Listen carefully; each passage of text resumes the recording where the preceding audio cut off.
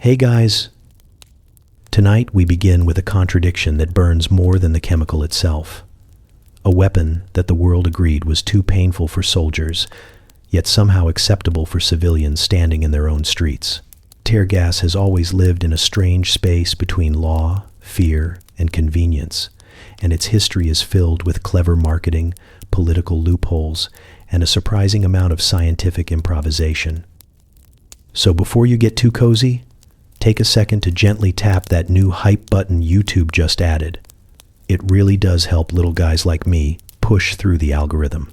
And be sure to like the video and subscribe, but only if you genuinely enjoy this strange little corner of quiet storytelling. Drop a comment with where you're listening from and what time it is for you. It's strangely comforting to know who else is drifting off with us around the world. Now, get comfortable, let the day melt away, and we will drift back together into the quiet corners of the past. You open the file expecting something simple, maybe a tidy definition with gentle scientific language. Instead, you end up staring at a list of chemicals that sound like they were named during a late-night dare at a laboratory. You read the first one, and your brain immediately supplies an image of a scientist in goggles whispering, "Trust me, it is fine."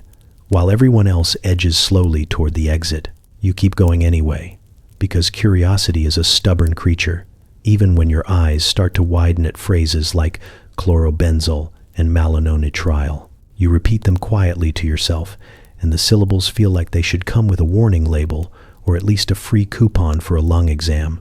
The strange part is the tone in which these ingredients are often described. You skim through official documents that talk about them with the calm energy of someone explaining how to fold a napkin, as if these harsh particles are just quirky little air fresheners that happen to cause coughing, crying, and temporary existential reflection. You picture a polite scientist saying, "It irritates the mucous membranes," as though that is a normal Tuesday activity, something you schedule between watering your plants and answering emails. Your nose tingles just reading about it, even though there is no real reason for it to do so, and you begin to suspect your imagination might be more reactive to fumes than your lungs. You move to the next description and find cheerful phrases about how tear gas is really a riot control agent, which sounds like something invented by someone who desperately wanted to avoid the phrase chemical that makes people feel like their entire face is staging a dramatic protest. You reread the ingredient list, and even though you know this is not a cooking recipe, your brain still tries to figure out what ratio these things are mixed in. And this leads to a horrifying mental image of a cauldron, bubbling with spicy misery. You wonder who the first person was to test it, and whether they were paid extra or simply volunteered in a moment of poor judgment. The deeper you read, the stranger it becomes. You find out that tear gas is not actually a gas, not in the sense your brain always imagined. It is often a powdered chemical that becomes airborne when heated or dispersed, which means you have essentially been picturing the wrong villain this entire time. Instead of a sleek cloud moving with cinematic flair, it is more like glitter that has been weaponized. Once it is in the air, it clings to your skin, your clothes, your eyelashes, and probably your will to live. You blink at the screen and suddenly understand why so many people describe the experience as less like walking through a mist and more like being hugged aggressively by a spice cabinet. You pause to consider the fact that this substance is banned in war, but somehow widely used in civilian settings. The ingredient list alone feels like enough to disqualify it from birthday parties, let alone city streets. You imagine reading this same list to someone from another century and watching their eyes widen until they resemble startled dinner plates. You also imagine reading it to someone extremely calm and scientifically trained, someone who nods and says, "Yes, that is the one that causes intense burning sensations," in the same tone one might use to mention that a sweater pills easily. As you examine how the chemical behaves, you find testimonies describing sensations like being unable to open your eyes, unable to breathe normally, unable to think clearly. People compare it to slicing onions inside a sauna while someone shakes pepper flakes in your direction. You find yourself involuntarily squinting at the text as though the very idea is trying to waft into your face.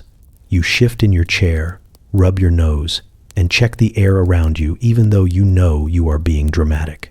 Still, the ingredient list has already planted itself firmly in your imagination, and now your imagination is staging its own interpretive dance of discomfort.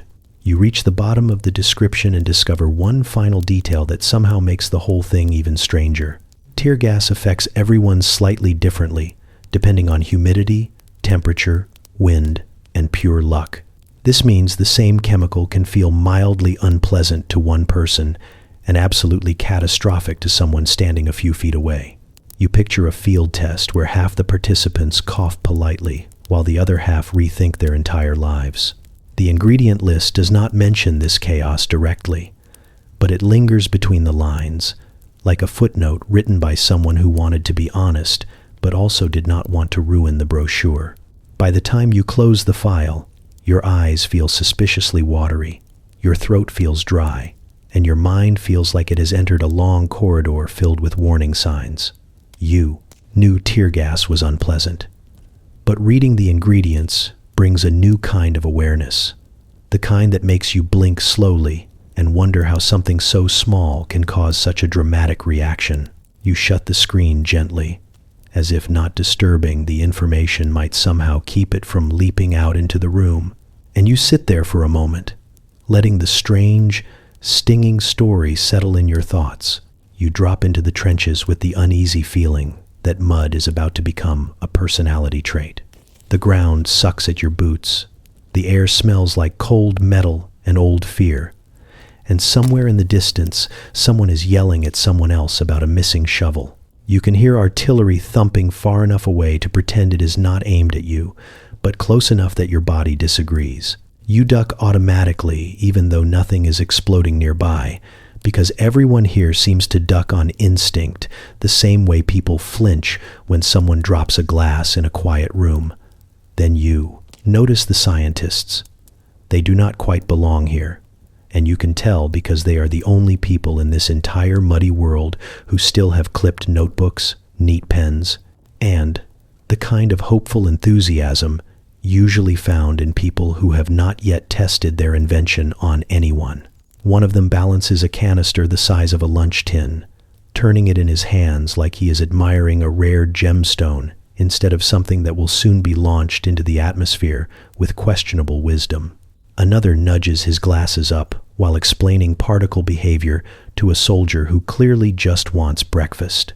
They speak with the bright energy of people who have spent too much time indoors thinking about chemistry and not enough time outdoors experiencing consequences. You inch closer because curiosity refuses to let you stay put. One scientist beams at you, delighted to have a new audience, and he launches into a cheerful explanation of their newest creation. He says it is meant to incapacitate the enemy without blowing them up, which sounds almost noble until he describes how it works. He uses phrases like a controlled irritation, a momentary disruption of the senses, and a brilliant tactical advantage, all while the soldier next to him eyes the canister as though it might bite. You nod along even though half the terms feel like they were invented on the spot, the verbal equivalent of stirring soup and hoping it tastes good. You are invited to look more closely at the prototype, and you immediately wish you had not. It is warm to the touch because of some heating mechanism inside, and the metal casing has that faint chemical smell that suggests it would like to be handled by someone wearing thicker gloves. The scientist insists it is perfectly safe right now, which is exactly the kind of sentence that produces instant distrust. You hold it gingerly, as if the wrong gesture might cause the entire trench to vanish in a puff of spicy air. The FA scientists are thrilled because they believe they have finally found a way to influence battles without leaving piles of shattered equipment behind. They talk about strategy, efficiency, and battlefield psychology, all while ignoring the part where soldiers will soon be inhaling whatever is inside that canister. You listen as they debate the perfect moment to deploy it, arguing about wind direction and humidity with the same intensity people usually reserve for family recipes. You get the sense that they genuinely believe they are helping, that this irritating little cloud is somehow more humane simply because it is not made of shrapnel. When they request volunteers for a demonstration, everyone suddenly becomes deeply occupied with imaginary tasks. Some soldiers begin adjusting boots that were perfectly fine seconds earlier. Others inspect mud as though it contains answers to life. The scientists remain oblivious to the collective panic, scribbling notes about airflow and calculating distances with the zeal of children planning a science fair volcano. You step back a little because you like your eyes functioning, and you are not eager to experience science this personally. The canister is placed on the ground while the scientists scurry behind a makeshift barrier, which feels like an ominous choice. They signal for someone to activate it, and a hesitant soldier taps the ignition like he is waking a sleeping dragon. There is a brief hiss, followed by a puff that looks harmless enough until it begins spreading in a slow, creeping wave. The scientists watch with wide, shining eyes, whispering things like fascinating and excellent dispersion, while everyone else instinctively covers their faces and tries to pretend the breeze is on their side. You watch the irritating cloud expand, drifting with a lazy confidence that suggests it is already quite pleased with itself. Even from a distance, your eyes sting lightly, as if the air wants to remind you who is in charge now. The soldiers curse in increasingly creative ways, stumbling backward while blinking furiously. The scientists jot down notes about tear production with the unflappable calm of people observing a sunset. You wonder if any of them have actually breathed this stuff in, or if they simply assume discomfort is a myth. As the trial ends and the mist thins, the scientists gather around with celebratory energy, delighted that the soldiers are not permanently damaged and thoroughly impressed by their own invention. They congratulate one another, debating minor tweaks while ignoring the wheezing happening nearby. You stand there in the fading haze, absorbing the sight of brilliant minds who have convinced themselves that making people temporarily miserable is, in fact, a step forward for humanity. You are not sure whether to admire their confidence or question their judgment, so you settle into the familiar trench mud and simply watch them talk. The faint chemical bite still lingering on your tongue. You stand at the edge of the trench as the mist rolls in, and for a moment everyone stares at it with the confused curiosity of people watching a very small, very ominous weather event. It looks harmless enough. A drifting pale cloud swirling low to the ground, but the soldiers brace anyway. They always brace. The air shifts, the breeze tilts, and the mist reaches the first unlucky group like an overeager handshake. The reaction is instant. One soldier blinks once, twice, then his entire face contorts as if someone has replaced his eyeballs with hot coals. Another coughs so violently you half expect a lung to leap out and request its own transfer. A third tries to shout something heroic, but ends up producing a noise, best described as a goose having a crisis. You watch all of this unfold in a chain reaction that rises and falls through the trench, and it is painfully clear that whatever the scientists predicted, this is not it. The scientists had described a mild irritant, something that would encourage retreat without causing lasting harm. But the soldiers seem to be moving in every direction except a coordinated one. Some stumble backward, others forward. One climbs halfway up a dirt wall before sliding down like a particularly unlucky sack of potatoes. A man attempts to remove the irritation by fanning the air with his helmet, an effort that is approximately as useful as trying to fight a thunderstorm with a napkin. A few try to maintain dignity, straightening their posture and squinting defiantly into the sting, but even they fold within seconds. You watch their faces move through the entire emotional spectrum: confusion, denial, outrage, acceptance, and finally the full-body staggering that comes with intense sensory betrayal.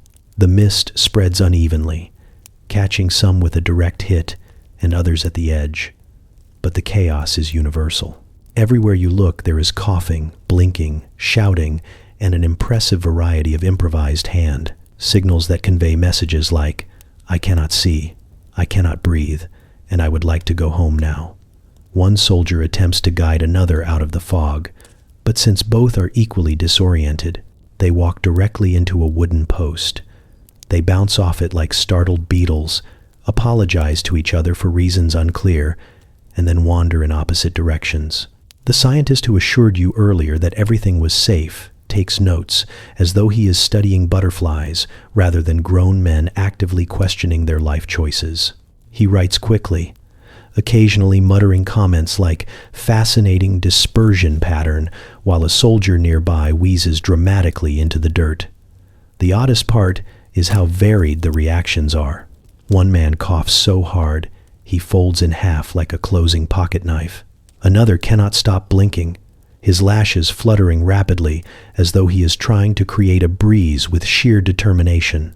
A third stands completely still for a heartbeat, before letting out a sound that can only be described as the audio version of panic.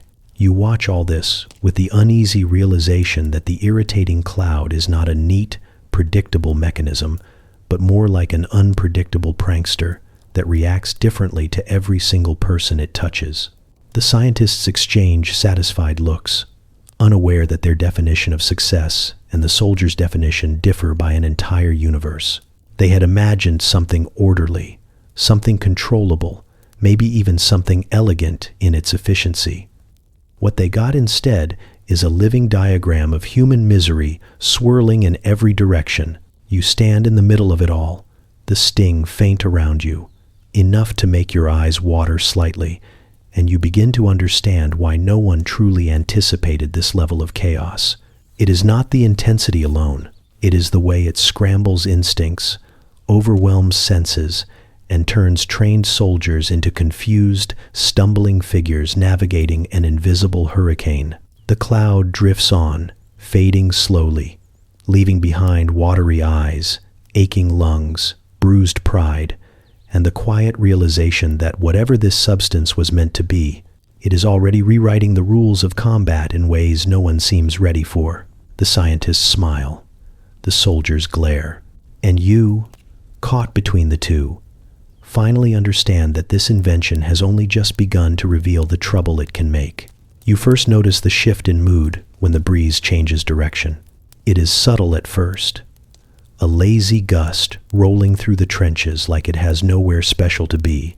But the scientists freeze mid-conversation, and the nearest commander narrows his eyes at the drifting haze with the suspicion of a man who has seen far too many things go wrong already.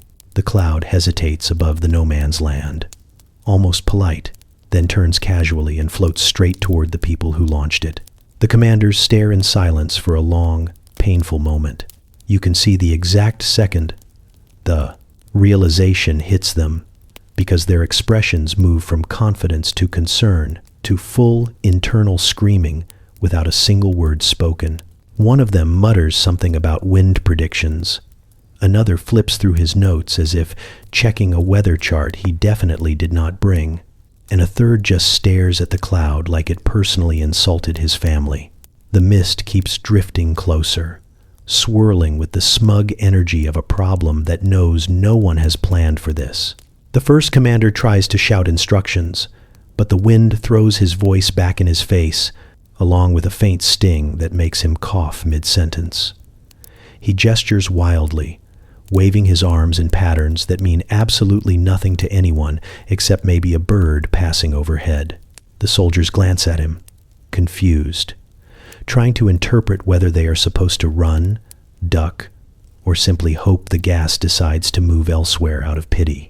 Another commander insists everyone stay calm, which is an impressive suggestion, given that his eyes are already watering, and he is blinking like someone trapped in a room filled with onion enthusiasts.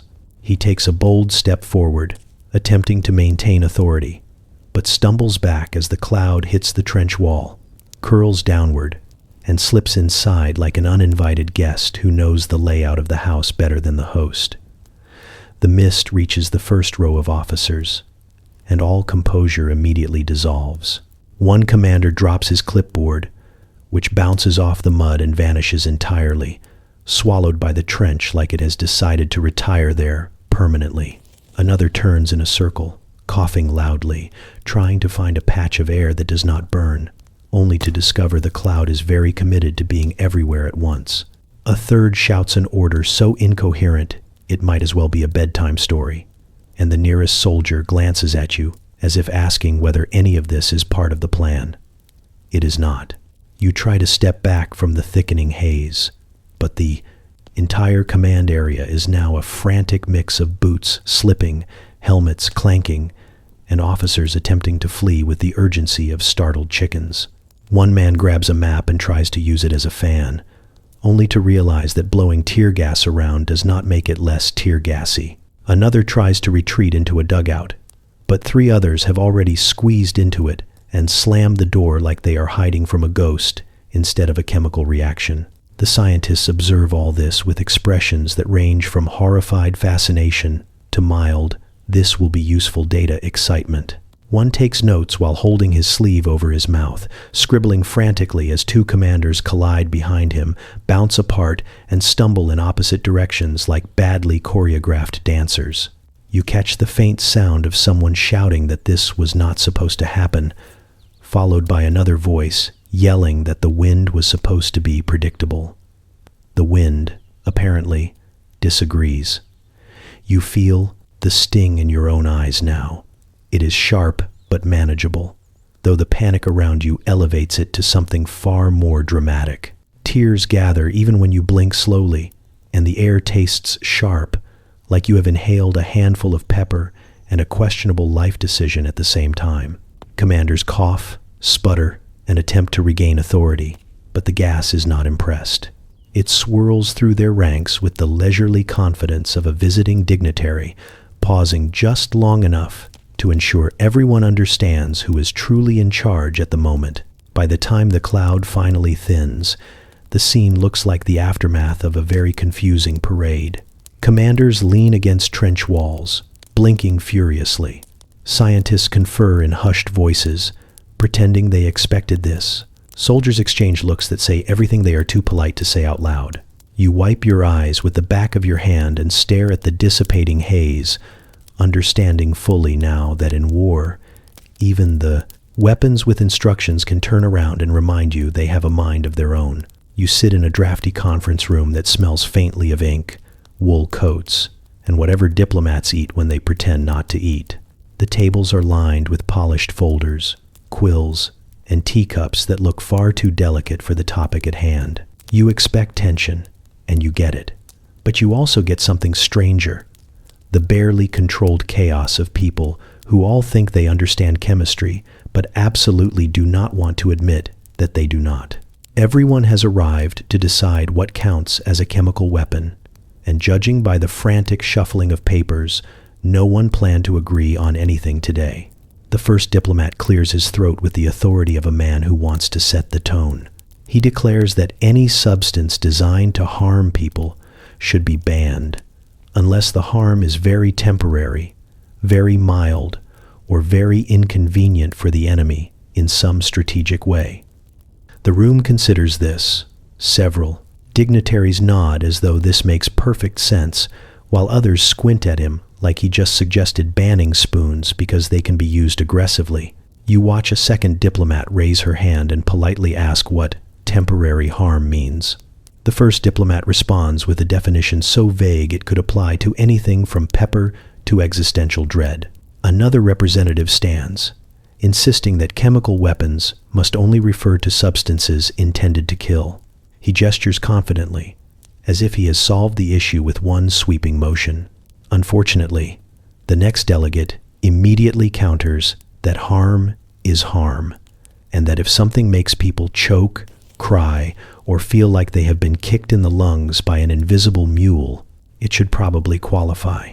You watch several diplomats exchange looks that say they wish they had chosen a different profession, ideally one involving fewer arguments about invisible mules.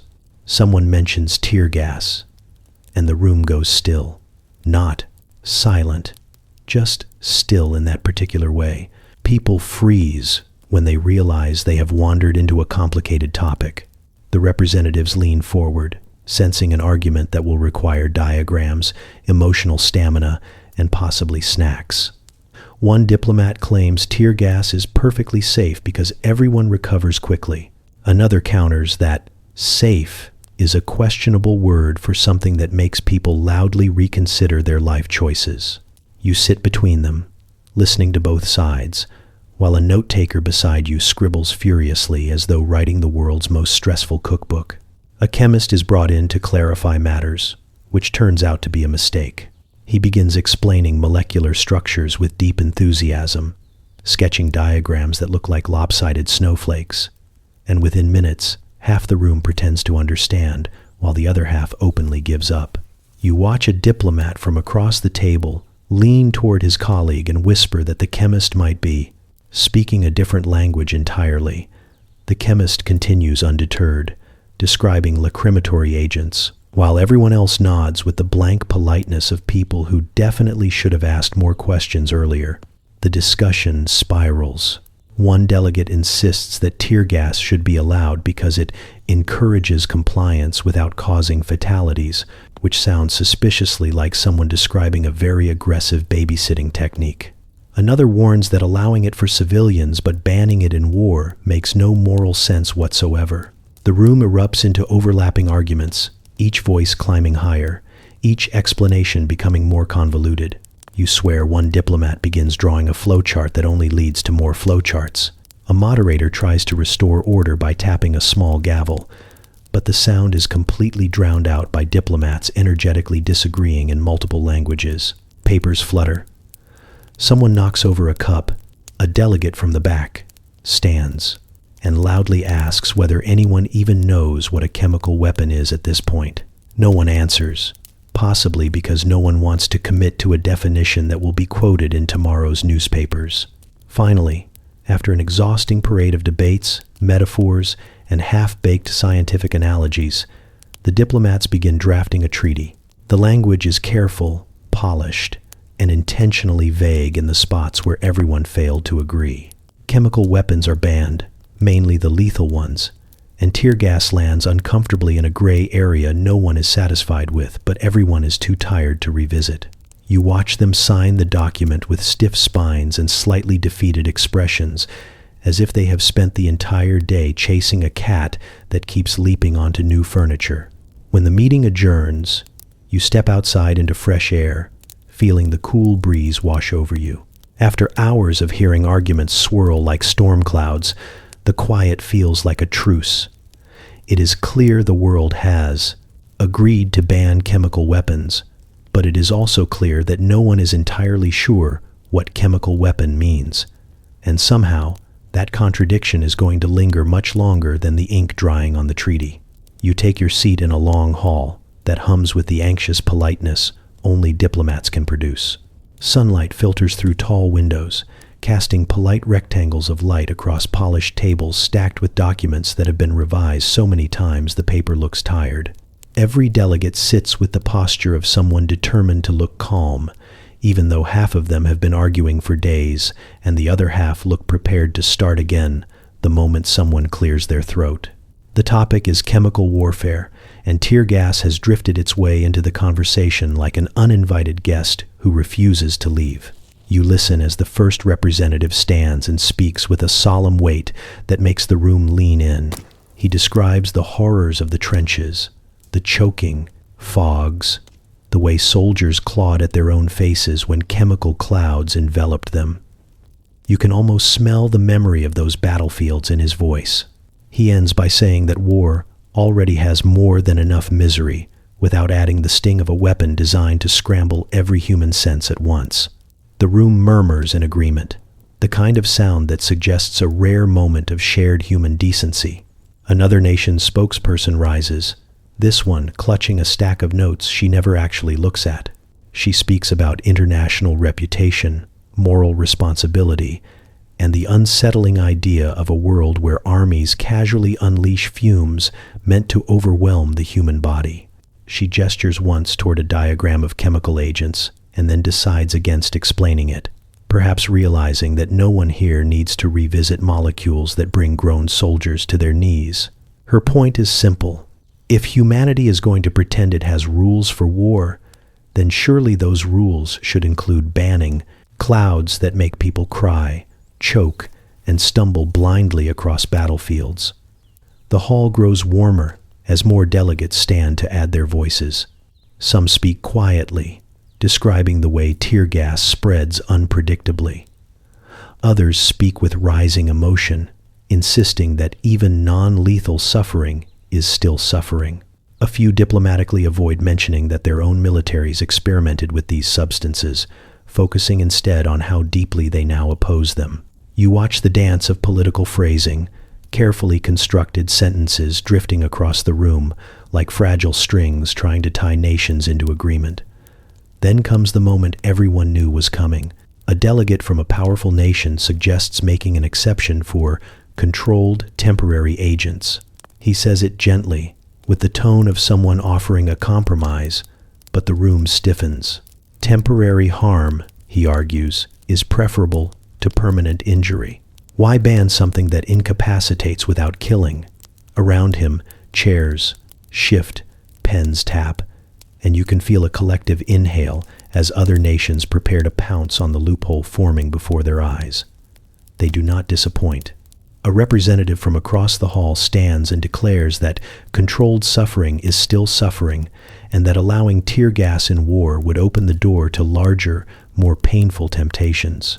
Another points out that battlefield conditions are never controlled, that wind does not read treaties, and that clouds drift wherever they please. Someone at the far end mutters loudly enough for you to hear that soldiers do not need more creative ways to panic. The room erupts into layered debate, passionate but strangely respectful, as though each nation understands that this decision will shape the future of warfare. You listen as the arguments rise and fall, each one peeling away another layer of justification. Eventually, the resistance crumbles. Even the hesitant nations begin nodding, persuaded by testimony, moral pressure, or the simple awareness that history is watching. Bit by bit, the room gathers around a shared conclusion. Tear gas is too cruel for war. The wording is formal, the signatures precise. But beneath the legal phrasing lies something surprisingly human. A collective admission that some weapons twist the nature of conflict in ways too visceral to justify. You watch the agreement finalize, ink drying on pages that will guide future generations, and for a brief moment, the hall feels lighter. The delegates stand, stretching stiff limbs, exchanging cautious smiles. Outside, the air is crisp and clean, untouched by any kind of manufactured sting. As you step into the quiet breeze, you cannot help but feel the weight of what you have witnessed. A rare moment when nations, despite everything, chose to draw a line not for strategy, but for mercy. You first meet the marketers in an office that smells faintly of cigar smoke, ambition, and paper that has been handled by too many optimistic hands. The war has ended, but these men are already thinking several steps into the future, like chess players who only play matches where they always win. They sit around a polished table, sleeves rolled up, eyes bright, studying a canister of tear gas the way jewelers study diamonds. You stand behind them and feel the uneasy thrill of watching people who truly believe they have discovered an untapped niche in the misery industry. One of them taps the canister with the confidence of a man introducing a new brand of toothpaste. He says it works beautifully on soldiers, which means it will surely appeal to police departments, prison wardens, border agents, and anyone else who has ever had to deal with a crowd that refuses to obey. Another marketer leans in, nodding so enthusiastically his chair squeaks. He says the real selling point is not the pain, but the image of control.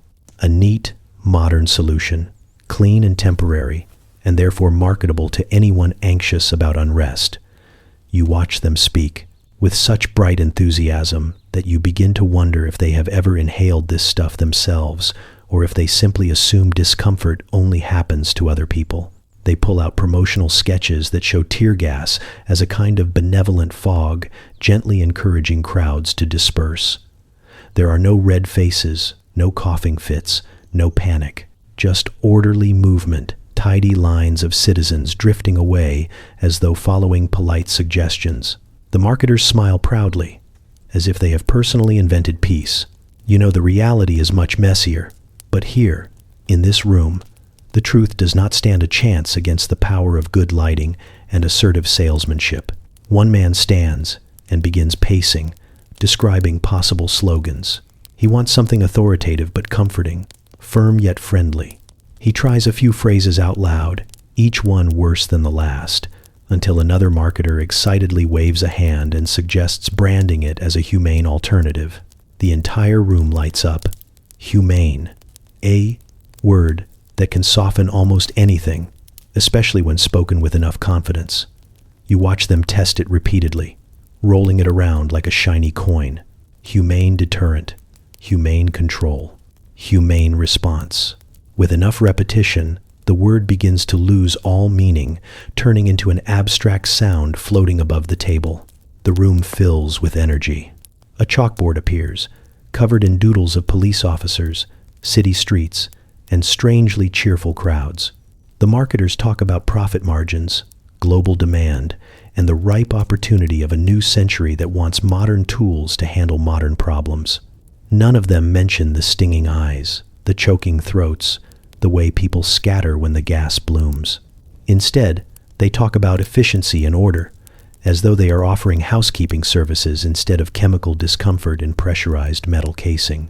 You follow them on a train as they bring samples to various officials, each presentation delivered with the enthusiasm of someone unveiling a new household appliance. They talk about safety protocols, quick recovery, and predictable results, even though you know unpredictable is the only truly accurate word. The officials nod along, persuaded by charts, diagrams, and the promise of a painless solution to complicated social issues. They sign orders, shake hands, and express relief that someone has found an answer. The marketers celebrate quietly, in their smooth, professional way. A few raise glasses and toast the future, convinced they have offered the world a tool of modern civility. None of them seem to notice the irony, or if they do, they politely ignore it. You watch them pack their demonstration kits with the calm satisfaction of men who believe they have solved something, even though all they have really done is repackage a battlefield irritant into a product with polished brochures and a slogan people can repeat without wincing. Outside, the late afternoon light softens the street. Carriages roll by. Conversations drift through open windows. Life moves at a peaceful pace. Yet the canisters in the marketers' briefcases carry the same sting as those used in war, now dressed in the language of progress. You walk alongside them, aware that the world is about to discover this new invention, not through the chaos of trenches, but through the calm persuasion of people who saw a business opportunity in pain and decided to run with it. You watch the transformation begin in a quiet office decorated with potted plants that are definitely fake and posters that promise a brighter, safer future. The marketers sit with their sleeves rolled up, preparing to turn a substance born in muddy trenches into something that can be politely offered to city officials without anyone raising an eyebrow. A chalkboard displays two columns. On one side sits the phrase, "Battlefield Irritant," underlined 3 times. On the other side, someone has written "Civilian Crowd Management" in swooping handwriting that suggests optimism or denial. The group studies these words like they are examining 2 different species that happen to share the same bones. A man with carefully combed hair picks up a canister and says they need to change the story, not the product. He suggests starting with language. Instead of describing tear gas as a chemical that sends people scrambling in watery panic, they can paint it as a measured, modern solution. You watch him flip through pamphlet drafts that swap out grim warnings for soothing lines like temporary discomfort and rapid recovery. He reads them aloud in a cheerful tone, ignoring the fact that the gas itself has never sounded cheerful in its life. Another marketer proposes adding a diagram, something clean and scientific, showing how the mist disperses. He wants arrows, gradients, maybe even silhouettes of crowds peacefully parting like polite theatergoers leaving their seats. He draws a sketch with such enthusiasm that he almost makes you believe no one will cough, stumble, or rethink their entire worldview once the gas deploys. Everyone nods at the drawing with the satisfaction of people who have found the perfect way to hide reality behind attractive graphic design. The rebranding efforts intensify. They test new names, each one softer than the last. Irritant becomes agent, agent becomes deterrent, deterrent becomes compliance tool.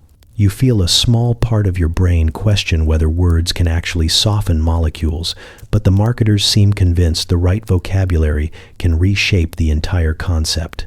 A few suggest emphasizing how the gas is non-lethal, repeating the phrase until it stretches across the room like a protective dome. Non-lethal quickly becomes the centerpiece of every pitch, the shining badge of moral reassurance. Weeks later, you accompany them to meetings with city officials who have seen enough public demonstrations to be open to new methods. The marketers smile warmly, place their polished brochures on the table, and describe tear gas as the perfect blend of control and compassion. They talk about safety, efficiency, and order, carefully avoiding any mention of the chaos you saw on the battlefield. You watch the officials skim the pamphlets, occasionally pausing at the clean diagrams and soothing terminology. It is astonishing how easily people accept a weapon when it is dressed in polite vocabulary and printed on glossy paper. One official asks whether this gas is the same type used in war. The marketers exchange a knowing look, the kind reserved for rehearsed questions. They explain that it is indeed related, but in a harmless civilian form, like a cousin who only visits on holidays and never overstays. They reassure him that international agreements forbid its use in battle precisely because it is too humane for soldiers. The logic bends in every direction, yet somehow lands softly enough for the officials to nod along. Soon, the rebranded canisters roll off factory lines with new labels, no longer packaged like ominous wartime tools, but more like practical devices for keeping things calm. You follow the marketers as they showcase these updated products at conventions, placing them beside uniforms and radios as if they are longtime members of the public safety family. They speak proudly about innovation, highlighting tear gas as a civilized alternative to harsher measures, neatly glossing over the part where civilians will still experience burning eyes and collapsing lungs for several minutes. You watch the shift take hold across newspapers, training manuals, and government memos. Tear gas becomes a phrase softened by repetition, something that blends into the background of civic order. It floats out of the shadow of warfare and into the routines of cities, carried forward by people who believe they have found a gentler path. You stand at the edge of this transformation and feel a strange mixture of disbelief and inevitability. With enough marketing gloss and strategic vocabulary, even a battlefield menace can reinvent itself as a tidy, practical tool for managing crowds. And the world, eager for simple solutions, accepts the new version of the story without lingering too long on the old one. You find yourself wandering through a bustling municipal expo where city officials move from booth to booth with the eager energy of people convinced they are about to solve every public safety problem in one afternoon. Bright banners hang from the ceiling, promising innovation, efficiency, and something described as community-forward solutions. In the center of it all sits a polished display of tear gas canisters arranged with the same care someone might use when arranging fruit in a decorative bowl. Officials approach the table with shining eyes, and you realize very quickly they are about to buy these devices. With the same impulsive enthusiasm people use when buying home decor they absolutely do not need. A representative from one city picks up a canister and weighs it in his hand, like he is imagining where it will look best, possibly next to the new radio system or near the freshly painted riot shield rack. He nods approvingly, while the salesperson explains features with cheerful precision, emphasizing ease of use and modern design. You watch the official's face brighten with every sentence, and it becomes painfully clear that he has already mentally placed a bulk order. He sets the canister down gently, the same way someone handles a throw pillow they know will complete the couch. Another official from a neighboring city approaches with the brisk excitement of someone who heard there might be free samples. She asks whether the tear gas comes in different dispersal options, the same tone people use when asking whether a lamp comes in several colors. The salesperson beams and rattles off options like he has been waiting all morning for this question. Wide spread, narrow spread, slow burn, fast release. The official claps her, hands softly, delighted by this menu of discomfort, and you begin to suspect she will approve the purchase before she even returns to her office. As the expo continues, you witness one city after another lining up to place orders.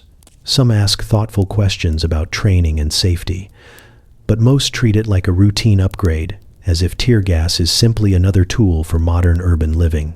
You hear phrases like strategic asset and essential addition spoken with the same casual enthusiasm normally reserved for new landscaping equipment. Every time an order form is signed, the salesperson scribbles notes with joyful efficiency, eyes sparkling in a way that makes you slightly uneasy. You follow a group of officials into a demonstration area where a presenter explains deployment techniques with upbeat confidence. They nod along, impressed by the neatness of the procedure, never mind the swirling cloud of imaginary fumes he is gesturing toward. One city planner whispers to another that this tool could really streamline things, as if they are discussing a filing system rather than something known to make people instantaneously reconsider all their choices. The presenter finishes with a flourish, and the audience applauds, already convinced that this purchase represents progress. Later, in quieter corners of the expo, you overhear conversations that confirm exactly how eager cities are to buy. One mayor boasts that her city will be ahead of the curve, like someone bragging about owning the newest kitchen gadget. A police chief explains that even if they do not need tear gas now, it is always good to have on hand. You picture storage rooms across the country, slowly filling with neatly stacked canisters, each one waiting for a moment no one hopes to see, but everyone has prepared for with startling enthusiasm. The sales team barely keeps up with the demand. Forms are passed back and forth, pens glide across lines, and agreements are sealed with firm handshakes. You watch this entire process unfold with the surreal sense that the cities are purchasing not a chemical irritant, but a trendy solution advertised in glossy magazines. It is buying for the sake of readiness, buying because other cities are buying because the marketing is irresistible. By the time evening settles in, the expo floor is littered with empty coffee cups and satisfied smiles. City representatives leave with pamphlets tucked under their arms and purchase orders tucked in their folders, walking with the purposeful confidence of people who believe they have invested in safety. You remain behind for a moment, taking in the lingering smell of polished flooring and paperwork. The display of canisters gleams under soft lights, looking almost decorative in their carefully arranged formation. It is in that moment you realize just how easily fear, convenience, and persuasive marketing can combine into enthusiasm, and how quickly enthusiasm becomes adoption, even when the product in question is a cloud that burns, blinds, and sends crowds scattering like startled birds. You arrive at a training ground on the edge of the city where the morning air still feels crisp enough to make everyone believe the day might go smoothly. A line of police officers stands in formation, boots polished, uniforms stiff, faces carrying that cautious optimism usually reserved for new equipment that has not yet betrayed them. They eye the tear gas canisters laid out on a folding table as though they are looking at exotic fruit, unsure whether it is meant to be eaten, admired, or avoided entirely. A captain with a clipboard clears his throat and announces that today they will practice crowd control with this exciting new technology, and you can practically hear the universe chuckling. The first demonstration begins with a lecture. A cheerful instructor explains how tear gas will encourage crowds to disperse in a calm, orderly fashion. He speaks like a man who has only ever seen drawings of crowds, not actual groups of humans reacting to discomfort. He demonstrates the proper throwing technique, emphasizing wrist movement as if he is teaching a cooking class. The officers nod, taking notes with the seriousness of students preparing for a major exam. You stand back and watch the optimism bloom a little too brightly for what you know is coming. When the instructor finally ignites the first canister, the officers lean forward with interest. The device hisses softly, releasing a thin plume that twirls upward like steam from a kettle. Everyone murmurs approvingly. The captain looks particularly pleased, perhaps imagining future situations where this clean, tidy cloud encourages perfect compliance. Then the wind shifts, not dramatically, just enough to nudge the gas toward the officers instead of the imaginary crowd they are practicing on. The reaction is immediate and stunningly ungraceful. One officer coughs once, then folds at the waist like a puppet losing its strings. Another tries to back away but trips over a colleague's boots, turning the formation into a tangle of limbs. Someone attempts to shout orders, but the only sound that comes out is a strangled squeak. The instructor waves his arms and shouts to stay calm, but he is blinking so rapidly that his words wobble in and out of coherence. You watch as once proud, straight-backed officers stagger around like they are trying to find a door in a room that does not have one. A few of them attempt to tough it out, standing still with their eyes squeezed shut and their jaws clenched. These officers hold firm for roughly a second before the burning sensation sweeps across them like a very enthusiastic greeting. One lets out a noise that suggests he might be reconsidering every decision that led him to this training ground. Another fans the air frantically, even though everyone has already learned that fanning does not help, not even a little. A third officer runs in a large circle, presumably trying to escape the cloud, only to return to the exact same spot like a confused homing pigeon. The captain tries to restore order, yelling instructions through watery eyes, but his words dissolve into coughing fits until he gives up entirely and waves the group toward open space. Officers stumble past each other, bumping shoulders, apologizing between coughs, blinking so hard you worry they might squeeze their eyes straight out. Someone drops their baton. Someone else accidentally kicks it across the dirt. The instructor kneels in the grass, scribbling furiously in his notebook as though this chaos is valuable scientific data. When the air finally clears and everyone regains the ability to breathe without sounding like they are auditioning for a tragic opera, the captain gathers the group for a debrief. He tries to maintain authority, but his red eyes and the tear tracks still shining on his cheeks undermine the effect. He politely insists that the demonstration was useful, even though half the officers look ready to pack their things and transfer to a department that deals exclusively with lost property. The instructor assures them that with practice, deployment will become smooth and controlled.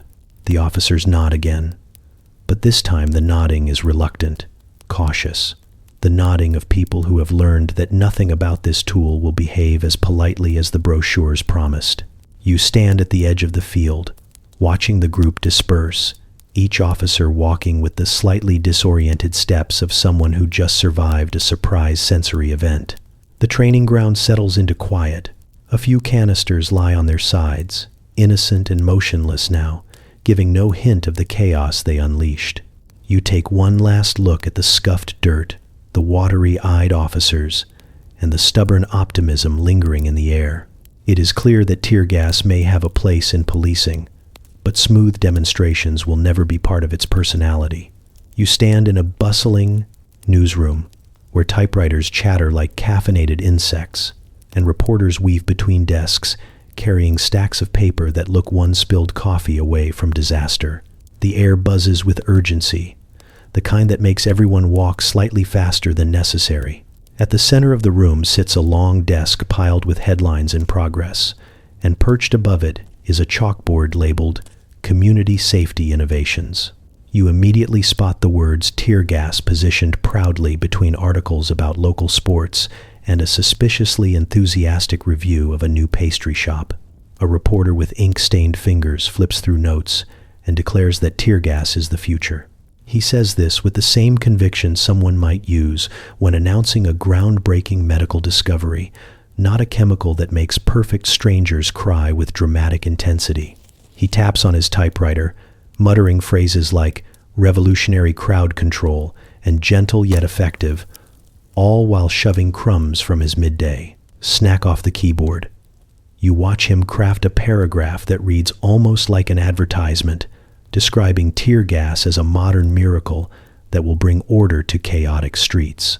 At the next desk, another reporter is writing a lifestyle column. She tastes a new honey-glazed pastry, pauses thoughtfully, and then casually pivots into explaining how cities are adopting tear gas to maintain public peace. She describes it as a smart civic investment, right alongside her recommendation for a bakery that sells rolls the size of a toddler's head. The transition is so smooth you blink twice to make sure you did not hallucinate it.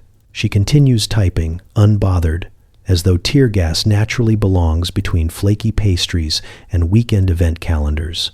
You drift toward the editorial meeting where decisions about tomorrow's headlines are being made. Editors sit in a semicircle, each one armed with a pencil and a sense of self-importance. They discuss which stories will sell papers, which ones will reassure the public, and which ones might make readers feel warm and informed. Tear gas ends up categorized under public reassurance, spoken about in the same comfortable tone as fire hydrant upgrades or shorter lines at the post office. One editor suggests a headline calling it a humane solution, while another suggests adding a small illustration to keep things approachable. Someone jokes about including a coupon for bakery treats, and the room erupts in the kind of laughter only very tired people can produce. By the afternoon edition, the newspaper is already rolling through the presses. You watch the giant machines devour blank sheets and spit out printed pages in rapid, rhythmic motion. On the front page, just under a cheerful story about an upcoming fair, sits an article praising tear gas as a breakthrough tool for keeping cities safe. The layout is so neatly arranged that the unsettling nature of the topic almost disappears. Readers scanning the page will encounter it. Between an interview with a local gardener and a glowing review of the bakery that appears to be sponsoring half the newspaper's enthusiasm, you follow a stack of freshly printed papers to a street vendor who sells them near a busy corner. People grab copies on their way to work, flipping through casually, nibbling on breakfast snacks as they skim over stories.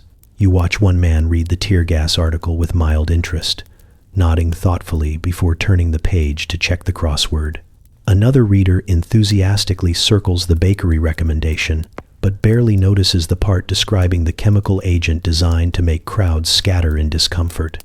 The paper has tucked tear gas into the everyday rhythm of city life so neatly that no one blinks. As evening settles, you reread the articles and realize how effortlessly the newspapers have normalized something fundamentally chaotic. They present tear gas as a tidy, dependable tool, a modern fix for messy human behavior, nestled among recipes, advertisements, and cheerful community updates. It is not that the editors intend to mislead anyone. They simply package the world the way they think readers want to see it, orderly, optimistic, and always accompanied by snack suggestions. You close the paper slowly, feeling the strange disconnect settle in your chest. War has barely ended, yet the very tool that panicked soldiers and coughing officers now appears in print next to glowing descriptions of cinnamon swirls. It is clear that tear gas has been handed a new identity, not a weapon, not a hazard, but a convenient solution perfectly sized for a column on page 3. You find yourself in a factory office where everything smells faintly of ink, floor polish, and the kind of optimism companies produce in bulk. The walls are lined with posters showing friendly diagrams of chemical dispersal, each one softened with pastel colors that make the whole thing look more like an educational brochure for spring allergies than a product designed to overwhelm the human body. A group of manufacturers sits around a long wooden table, reviewing a stack of pamphlets that have just come from the printing press. They flip through the pages with the proud enthusiasm of parents admiring school portraits. One of them taps a page that features an illustration of a peaceful city street with smiling officers and citizens strolling past each other like extras in a musical. The tear gas canister on the page practically glows, positioned as a symbol of community harmony rather than a device that sends people scrambling into alleys. He nods at the picture and says the artwork strikes the perfect balance between approachable and authoritative. Another manufacturer agrees, insisting that any mention of burning sensations should be tucked discreetly into the final section, wrapped in comforting language about temporary effects. You watch as they debate fonts. One wants something bold to imply reliability. Another prefers something softer to convey care. They eventually compromise on a style that looks like it belongs on packaging for herbal tea. They claim it will ease public concerns, though you suspect it has far more to do with avoiding any hint of alarm. A pamphlet is lifted to the light, admired for its calming blue border and cheerful tagline. You marvel at how much effort has gone into making something inherently unpleasant look like a thoughtful neighborhood upgrade. The manufacturers shift to discussing testimonials. They exchange drafts of short quotes attributed to officials describing tear gas as efficient, controlled, and humane. You can tell some of the statements have been edited until they barely resemble human speech. One quote reads like it was written by someone juggling enthusiasm with vague discomfort, yet it is still deemed perfect for page 4. Another testimonial describes tear gas as a helpful tool for maintaining order during community events, which is not the most accurate phrasing, but it fits the tone of the pamphlet so neatly no one questions it. When the topic turns to distribution, the manufacturers brighten. They plan to place pamphlets in police stations, libraries, and civic buildings, tucked between flyers for recycling programs and notices about upcoming festivals. The idea is to make tear gas feel normal, something woven into everyday civic life. One man suggests including a tiny coupon for a discounted training seminar, the kind of detail that somehow makes the entire situation feel even stranger. You can practically see the public flipping through these pamphlets while waiting in line to renew their licenses, absorbing carefully crafted sentences that transform a chemical irritant into a symbol of responsible governance. They conduct a mock presentation, practicing how to introduce the pamphlets at city meetings. The lead presenter uses a gentle voice, as if delivering bedtime stories to mildly anxious bureaucrats. He highlights key phrases like minimal risk and reliable dispersion pattern, giving each one a reassuring smile. The rest of the group nods along, occasionally suggesting tweaks to soften the message even further. You stand at the back of the room and realize that every word is engineered to soothe, every illustration designed to distract, every sentence polished until it feels more like an invitation than a warning. By the time the meeting ends, the pamphlets are neatly stacked into boxes, ready for distribution. You watch workers load them onto a cart, their expressions calm and unaware of the oddity of the moment. The boxes are labeled in friendly handwriting, as if they contain crafts rather than descriptions of a tool created to overwhelm the senses. As they roll away, the manufacturers gather their notes with the quiet pride of people who believe they have done something helpful. Outside, the afternoon sun glints off the windows, bathing everything in warm light. You picture countless hands picking up these pamphlets, casually flipping through pages that have been shaped to guide their opinions without the slightest hint of pressure. The friendliness of the design hides the true purpose, wrapping discomfort in soft colors and gentle phrasing. And as you walk away, you cannot shake the feeling that these little booklets are not simply informing the public, but gently nudging them, smoothing over concerns one pastel diagram at a time, until the line between weapon and tool begins to blur just enough to slip by unnoticed. You begin your travels in a crowded customs hall, where officials stamp documents with the rhythmic confidence of people who have not actually read anything they are approving. A stack of crates, labeled with vague, comforting phrases like civic safety devices, waits on a wooden pallet. You stand nearby as workers roll them into a loading bay destined for a ship already heavy with other boxes carrying similar euphemisms. The labels avoid any mention of sting, choke, or overwhelming sensory chaos, instead favoring phrases that suggest calm evenings and orderly sidewalks. It feels less like a shipment of chemical agents and more like an order of decorative lanterns for a garden festival. When the vessel reaches the next country, you watch officials greet the cargo with unearned enthusiasm. They open the crate, glance inside, and immediately begin nodding as if they have confirmed everything they already believed.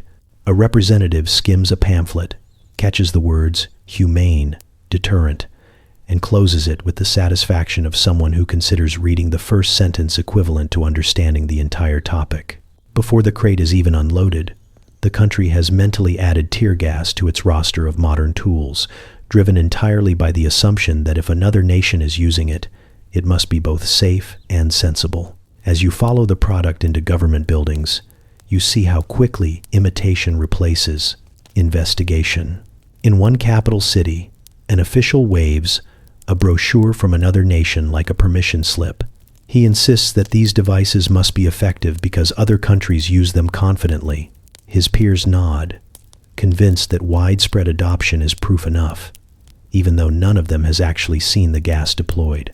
They flip through diagrams that leave out the more dramatic details and admire illustrations that carefully avoid showing anyone coughing or stumbling. Someone suggests placing a trial order. Someone else suggests skipping the trial entirely. The room tilts toward excitement. You cross another border and find yourself in a security ministry filled with polished desks and officials who speak in brisk, authoritative tones. Here, the decision-making seems even more circular. One official cites a neighboring country's glowing summary of tear gas as justification for adopting it. Another quotes a translated article from a newspaper that itself was quoting a pamphlet written by the very manufacturer who sold it in the first place. The entire chain of information resembles a snake happily biting its own tail, except the snake is filing paperwork and approving budgets. Sometimes you catch glimpses of skepticism, usually from someone who has read too many technical reports and knows that no chemical agent behaves as politely as the brochures claim. But skepticism does not stand a chance when its opponent is the powerful pull of international conformity. If 10 nations have adopted tear gas without incident, then the 11th surely believes it must follow or risk looking outdated. You watch the reasoning unfold in real time, a parade of logic so flimsy you could fold it into an origami crane. As tear gas crosses continents, its reputation grows stranger and more self-reinforcing. Countries adopt it simply because other countries have adopted it. Officials cite one another's decisions like a chain of increasingly confident echoes. You hear phrases such as widely accepted and globally proven tossed around in meetings where no one has ever seen a single proper data sheet. By the time the product reaches its 4th or 5th stop, the narrative has been polished smooth. Tear gas is not just a tool. It is a sign of modernity, responsibility, and forward-thinking governance. All because no one paused long enough to ask whether any of the glowing claims have ever been tested outside of a sales pitch.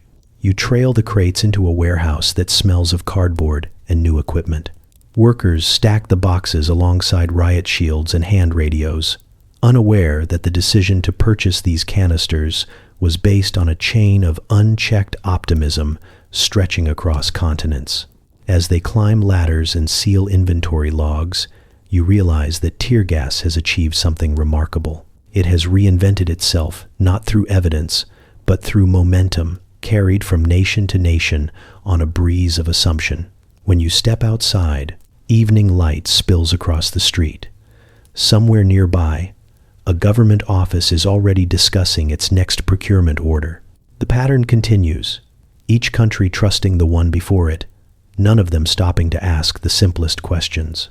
And you cannot help but feel you are watching the world adopt a chemical irritant the same way people adopt fashion trends, swept along by confidence, repetition, and the comforting belief that if everyone else is doing it, it must be perfectly fine. You step onto the grounds of a police training academy just as the morning sun stretches across a field dotted with eager recruits. The air carries the hopeful scent of fresh-cut grass and the faint tang of disinfectant. the combination apparently meant to convince everyone that today will be productive and orderly. Instructors stride around with the cheerful energy of camp counselors on the first day of summer, arms swinging, whistles bouncing, faces alight with enthusiasm that feels just a little too energetic for what they are about to introduce.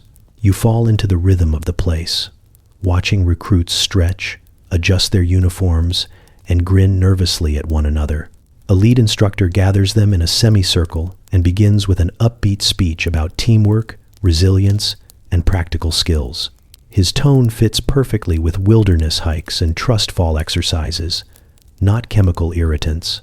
He paces back and forth like someone preparing to announce a game involving water balloons, but instead he gestures dramatically toward a table stacked with tear gas canisters. The recruits lean in, expecting a serious lecture. Instead, the instructor claps his hands and says they are lucky because today they get to experience real-world conditions. His smile is so bright you half expect him to offer matching t-shirts. Another instructor jumps in, explaining tear gas deployment with the same chipper cadence someone might use to teach knot tying. He talks about dispersal patterns, safety, protocols, and wind awareness, throwing in jokes as though the group needs to be entertained. The recruits laugh dutifully. A few raise their hands to ask questions, and the instructors answer them with rehearsed enthusiasm that never once wavers. You get the distinct impression that these men could sell the whole experience as a team bonding exercise if given enough coffee. The first demonstration starts with a dramatic countdown that makes the recruits straighten with anticipation. The instructor pulls the pin on a canister and lofts it through the air with such flair that you briefly imagine applause. The device clinks against the ground and begins hissing, releasing a pale cloud that billows outward. For a moment, everyone observes silently, impressed by how controlled it looks. Then the wind shifts, ever faithful in its mischief, and the cloud drifts toward the recruits. You brace yourself. The first recruit coughs, bending at the waist like someone who inhaled a lungful of pepper. Another blinks rapidly, trying to balance bravery with biology, and failing instantly. The cloud catches the rest of the group with unceremonious efficiency, scattering them backward in a flurry of watery eyes, stumbling feet, and choked attempts at stoicism. A few recruits try to tough it out, standing rigid with their hands on their belts, but the gas does not care about posture. It wraps around them, swirling into their faces no matter how bravely they squint. The instructors shout through the cloud, their upbeat tones now wobbling into hoarse encouragement. They gesture wildly, urging recruits not to panic while coughing hard enough to disrupt their own instructions. The scene resembles a chaotic outdoor play where half the cast has forgotten their lines and the other half is trying not to cry. One recruit trips over his own boot, stumbles into another, and they both careen into a third who had just started to recover. Another blindly waves his arms, as though battling invisible bees. Someone loses their cap and immediately tries to retrieve it despite being nearly unable to see. The instructors do their best to restore order, but every attempt at guidance dissolves into more coughing fits and frantic gestures. When the cloud finally clears, the recruits stand gasping, blinking, and sniffling with the shaky relief of people who have just survived something much more dramatic than advertised. The instructors herd them into a loose formation and try to revive the chipper atmosphere, though their own red eyes make the effort look slightly unhinged. They congratulate the recruits for their resilience, insist the experience will make them stronger, and remind everyone that next time will go much smoother. You watch the group nod, still dazed, some wearing expressions that drift between pride and mild horror. The instructors return to the table of canisters with fresh enthusiasm, already preparing for the next drill as if nothing at all unusual has. The sun climbs higher, warming the field. The academy settles back into its rhythm, energetic and determined, unaware of how absurdly cheerful it looked while introducing a device that has never belonged anywhere near a summer camp atmosphere. You arrive in a hospital conference room where the fluorescent lights flicker just slightly, giving everything the faint ambience of a place where important warnings come to be politely dismissed. A group of doctors sits around a long table, covered in medical journals and half-finished cups of bitter coffee. Their expressions range from concerned to deeply concerned, the kind of looks worn by people who have spent entire careers trying to keep lungs functioning and eyes unburned. They shuffle charts and diagrams, showing the effects of tear gas on human tissue, speaking in quiet, precise voices that carry the weight of experience. One doctor taps a chart that displays a collection of symptoms in tidy columns. He explains how tear gas can inflame airways, trigger asthma attacks, and linger on clothing and surfaces longer than anyone wants to admit. The others nod, adding anecdotes from the emergency rooms where they have treated people who wandered into drifting clouds or who were simply unlucky enough to live near where the canister landed. Their conversation grows more animated as they compare notes, the kind of grim enthusiasm that only emerges when professionals realize they have all been seeing the same troubling patterns. Another doctor, a woman with a calm voice and an impressive ability to maintain composure while delivering unpleasant truths, flips open a folder and points to research gathered from military archives. She explains that even low doses can disrupt breathing, irritate skin for hours, and create long-term complications for anyone with underlying conditions. She mentions that children react differently, as do the elderly, and that the gas does not politely avoid those who never signed up to be near it. Her tone is measured, steady, and scientifically grounded. But as you listen, you begin to sense the futility lurking underneath. They compile their findings into a neat, respectful report meant for government officials. It is logical, thorough, and written with the kind of clarity doctors hope will persuade people who make decisions. As they finish assembling the final pages, a few of them allow themselves cautious optimism. Surely, they say, once officials see the data, someone will slow things down, or at least reconsider the enthusiasm with which tear gas has been adopted. They seal the envelope with a crisp snap, unaware of the quiet journey their warning is about to take. You accompany them to a public safety meeting where they present their findings in person. The room is filled with officials who smile politely, adjusting their ties and checking their watches with subtle impatience. The doctors speak with conviction, detailing the respiratory risks, the unpredictable nature of wind, the possibility of long-term harm. They show graphs, photographs, and case studies. At one point, the calm-voiced doctor mentions that several nations have documented significant medical concerns. Another doctor describes a patient who spent hours coughing violently after a brief exposure. When they finish, the room goes still for a heartbeat. You wait for questions, for follow-up, for anyone to show even a flicker of alarm. Instead, an official clears his throat, thanks them for their time, and immediately pivots to discussing procurement costs. Another mentions that other cities have been using tear gas with no reported problems, which you recognize as code for "we did not check." Someone else suggests that the concerns, while interesting, should not distract from the need to maintain public order. Their voices are pleasant enough, but the dismissal is swift, practiced, and complete. The doctors sit quietly, realizing they have just been filed away mentally in the same category as unsolicited discount offers. Outside the building, the doctors cluster together on the steps, their faces heavy with frustration but not surprise. They talk about writing letters, submitting papers, trying again, because that is what doctors do. They try even when no one listens.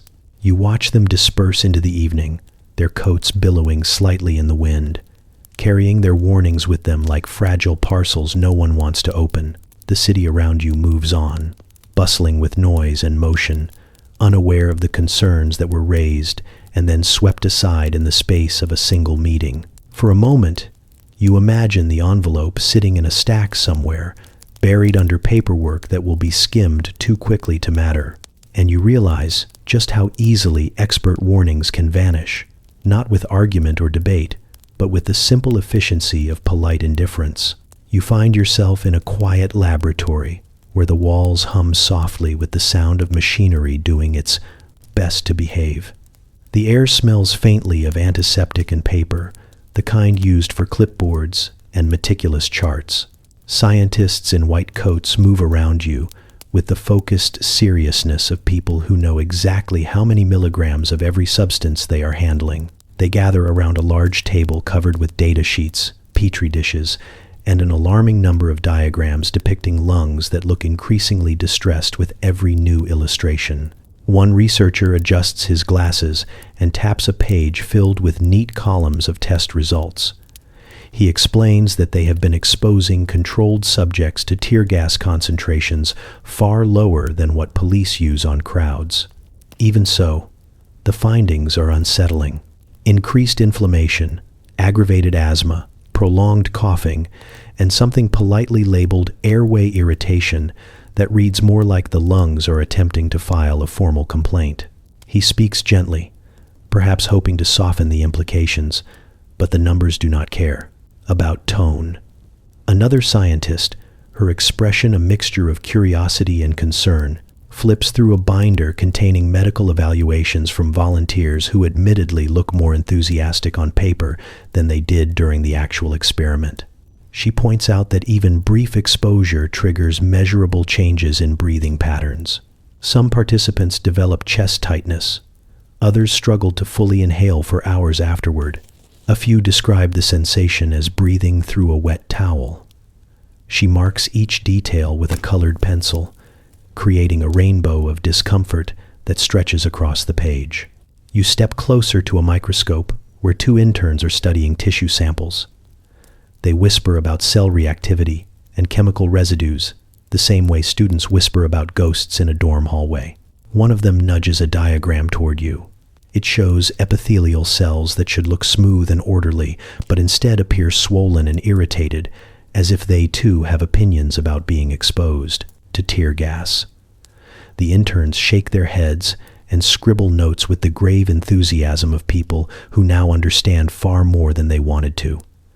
As the scientists compile their findings, the room feels heavier. Charts stack up, each one confirming the same pattern. Tear gas does not simply make people cry and stumble.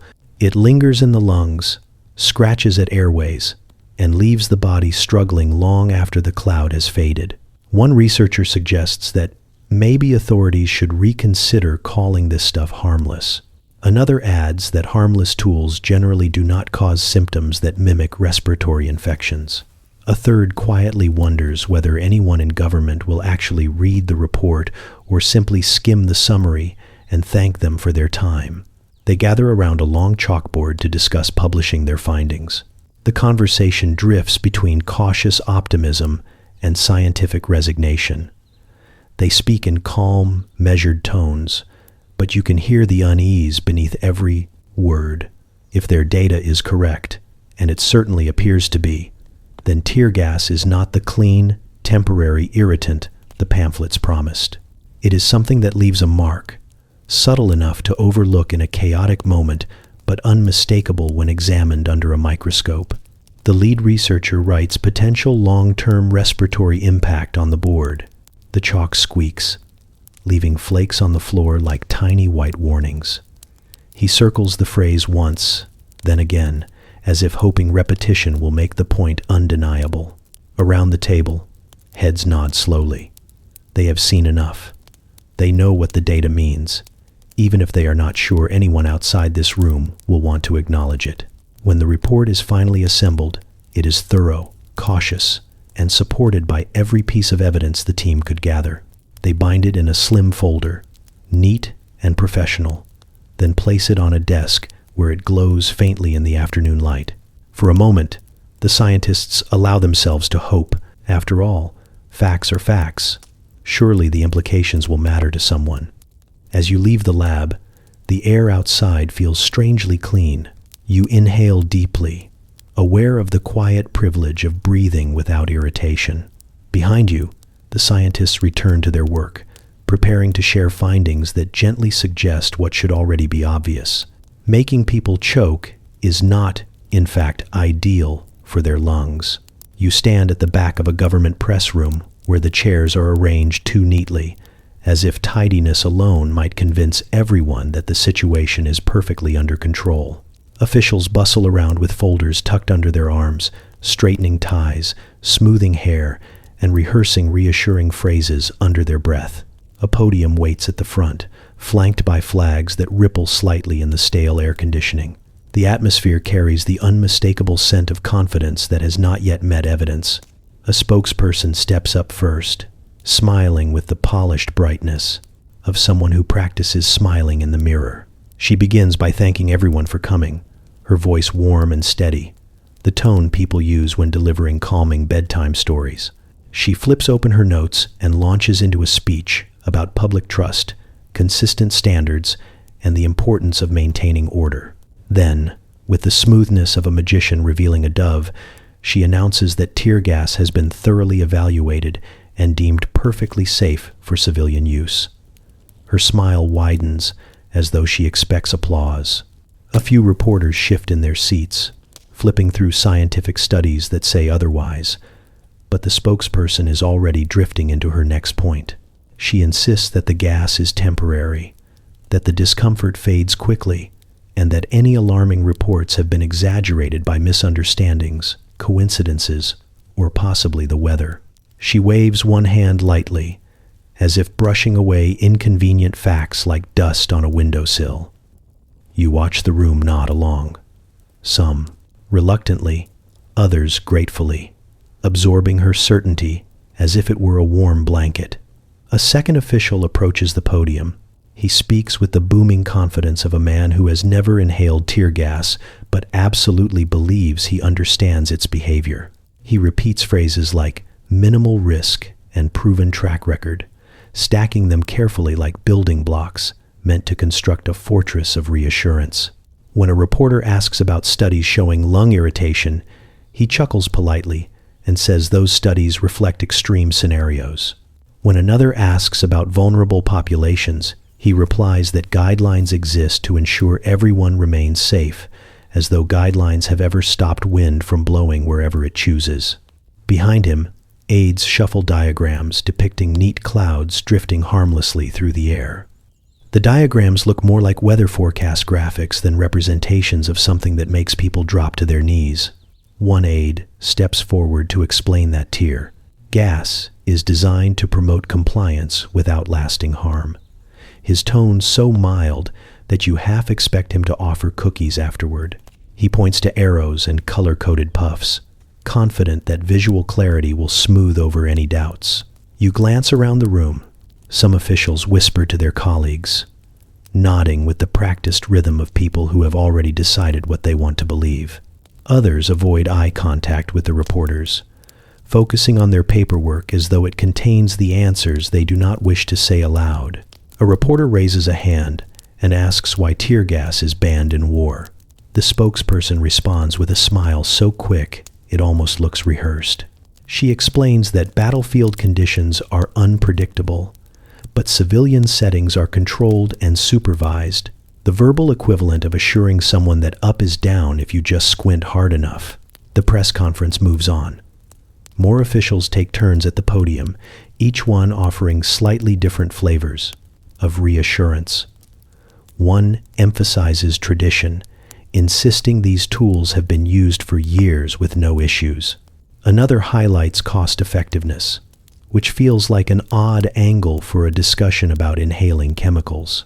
A third praises international cooperation, conveniently neglecting to mention that most countries adopted tear gas because someone else did first. By the time the final speaker concludes, the room is filled with a soft haze of certainty, the kind that settles over people when they are told exactly what they want to hear. Officials gather their papers and exit with confident strides, leaving behind the faint echo of well-polished phrases that answered everything without addressing anything. Outside, you watch them step into waiting cars, their expressions calm and satisfied. The sun glints off the windows, warm and indifferent. For a moment you stand still, listening to the muffled hum of the city around you. It becomes clear that governments do not need to dismiss concerns loudly. They only need to speak smoothly, smile steadily, and insist that everything is fine. And remarkably, that often works. You are standing at the edge of a wide city street just as evening begins to settle, the sky glowing with that soft, deceptive light that makes everything look calmer than it actually is. People gather for a peaceful demonstration, milling about with signs tucked under their arms and conversations drifting through the warm air. Families mingle with students. A man near you hands out bottles of water. The mood feels almost festive, like a block party built on shared purpose. You remember the brochures that described crowds as predictable shapes that politely move wherever the arrows on the diagram pointed. You already know this scene is going to prove otherwise. A row of officers forms at one end of the street, their uniforms sharp and their posture crisp. They speak into radios, shifting slightly, as though waiting for a cue in a performance none of them actually rehearsed. Then a canister clinks onto the pavement. It rolls once, twice, then pops open with a hiss that slices through the noise like a warning whispered too late. A pale cloud spills out, and you feel the tension snap through the crowd. The first cough comes from a teenager standing near a lamppost. It is sharp and startled, the kind of sound someone makes when they swallow water the wrong way. Then the cloud thickens, sneaking through the air with unsettling familiarity, and suddenly the crowd becomes a living diagram of chaos. People who were standing calmly a moment ago are rubbing their eyes, stumbling backward, covering their faces with shirts, scarves, whatever fabric they can find. The air shifts again, carrying the gas farther than anyone expected. You hear someone shout that they cannot see. Another voice cracks as they call for their friend. Someone drops a sign and steps on it by accident while trying to find their bearings. A mother grabs her, the daughter's wrist, and pulls her toward the edge of the street, weaving through people with frantic determination. The girl cries loudly, her small hands pressed to her face. You watch their silhouettes blur in the fog, moving with the erratic desperation the brochures never mentioned. Nearby, an older man collapses onto his knees, coughing so violently you feel the force of each breath in your own chest. A stranger drags him upright and guides him toward clearer air, both moving in a crooked line that has nothing in common with the tidy arrows on promotional diagrams. Your eyes sting even from a distance. Every blink forces out fresh tears you did not intend to shed. You cover your nose and mouth with your sleeve, but the gas slips through anyway, finding its way into your lungs with the persistence of a rude houseguest. Around you, people bump into each other, grasping at arms, backs, shoulders. No one moves cleanly or gracefully. There is no polite dispersal, only instinct, survival, and an overwhelming urge to escape a cloud no one asked to breathe. A man tries to shout instructions, but his voice dissolves into choking.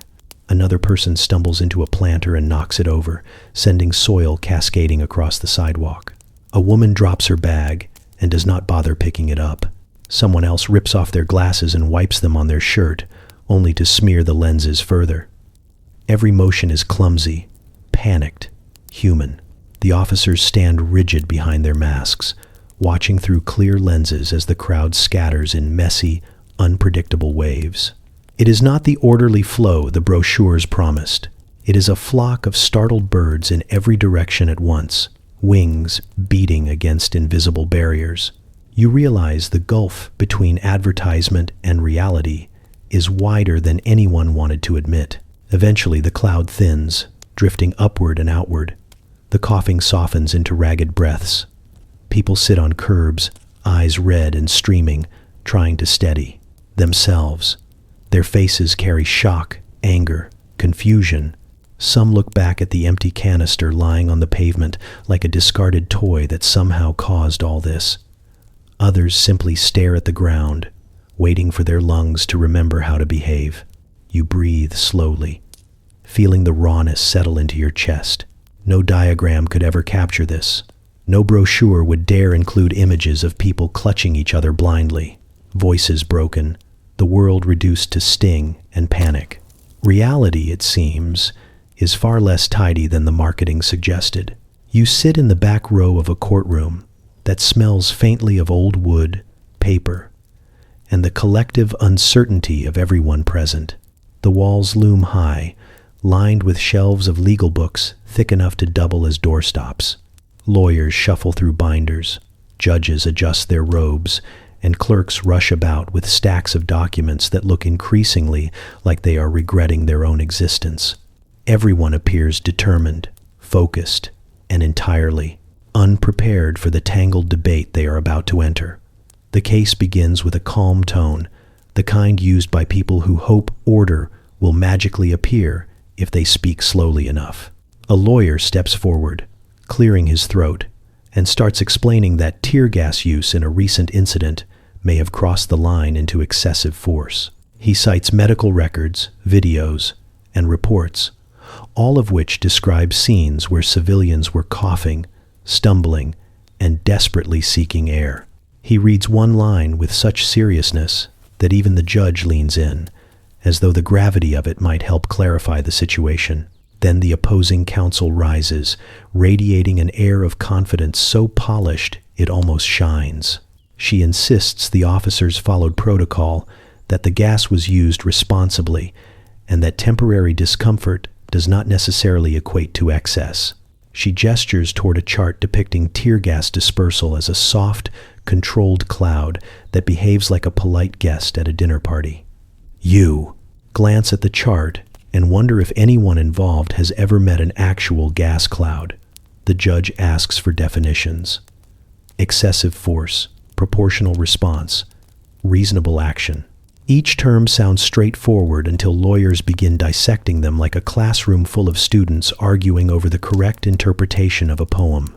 One lawyer insists excessive means any action causing more harm than necessary. Another counters that necessary is subjective. The judge raises a hand and asks for clarity, but instead receives 3 overlapping explanations that grow increasingly tangled until they resemble knots rather than arguments. A witness takes the stand, a young man with red-rimmed eyes, who recounts how the tear gas drifted unexpectedly, affecting people nowhere near the original confrontation. His voice shakes slightly as he describes the burn in his lungs and the panic around him. The court listens dutifully, nodding, writing notes.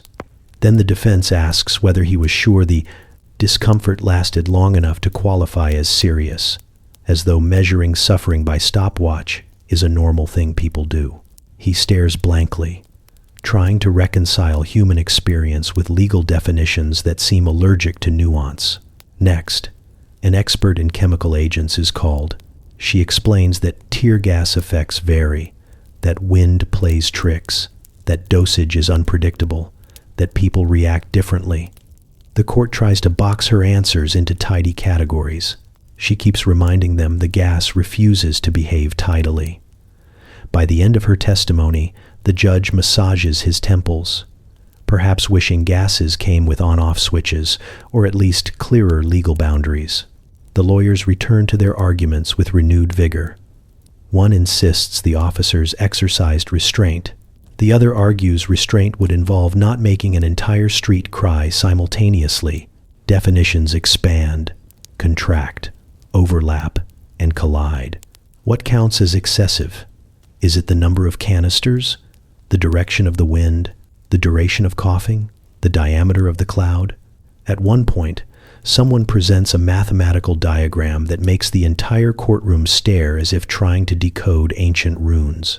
The judge attempts to summarize the discussion, but every summary raises a new question. Was the crowd actually threatening? Were safer alternatives exhausted? Was tear gas truly the least harmful option? Each query spirals into arguments that feel increasingly surreal. The court is trying to measure chaos using rulers designed for straight lines. By the time closing statements begin, the room is full of tension, scattered definitions, and the faint sense that the law is trying very hard to impose order on something fundamentally disorderly. The lawyers speak passionately. The judge listens intently. The clerks type furiously, capturing every word of confusion with unwavering dedication. When the gavel finally falls, The decision feels less like an answer and more like a temporary patch placed over a leaking roof. The court has ruled, but no one seems entirely sure whether the definitions they crafted will hold up in the next case or the one after that. As people file out, murmuring to one another, you linger for a moment, absorbing the odd weight of it all. Tear gas was built to scatter crowds, not fit neatly within courtroom vocabulary. Watching the law attempt to categorize it is like watching someone try to politely label a thunderstorm. And confusion, you realize, is not just a side effect here. It is the inevitable outcome. You find yourself standing on the edge of a park just after a long night of chaos has settled into an uneasy quiet. The grass is damp with morning dew, and the air carries the faint chemical bite left behind by the previous evening's cloud. Activists begin to drift in from every direction, bundled in jackets and scarves, carrying bags that look like they were stolen from camping stores. They kneel in the grass and on sidewalks, scanning the ground with the focus of people searching for rare artifacts. You soon realize they are hunting for tear gas canisters, and it feels a little like watching an unconventional scavenger hunt. One activist crouches near a bench and gently lifts a canister with gloved hands. It is still warm, as though it remembers the turmoil of the night before. She holds it up to the light, examining the stamped codes and manufacturing details with the quiet intensity of a collector identifying a rare coin. She calls over another activist, who pulls out a notebook and scribbles down numbers, locations, and timestamps. They treat this small, metal shell with the seriousness of archaeologists cataloging relics from a forgotten civilization. Around the park, others are gathering their own finds. Some place canisters into padded boxes lined with old towels, carefully preventing them from knocking together. A few group them on a tarp for sorting, arranging them by brand and size, their movements oddly methodical. You watch someone place a particularly scorched canister in the center like a prize, and another snaps a picture with the solemnity usually reserved for historical landmarks.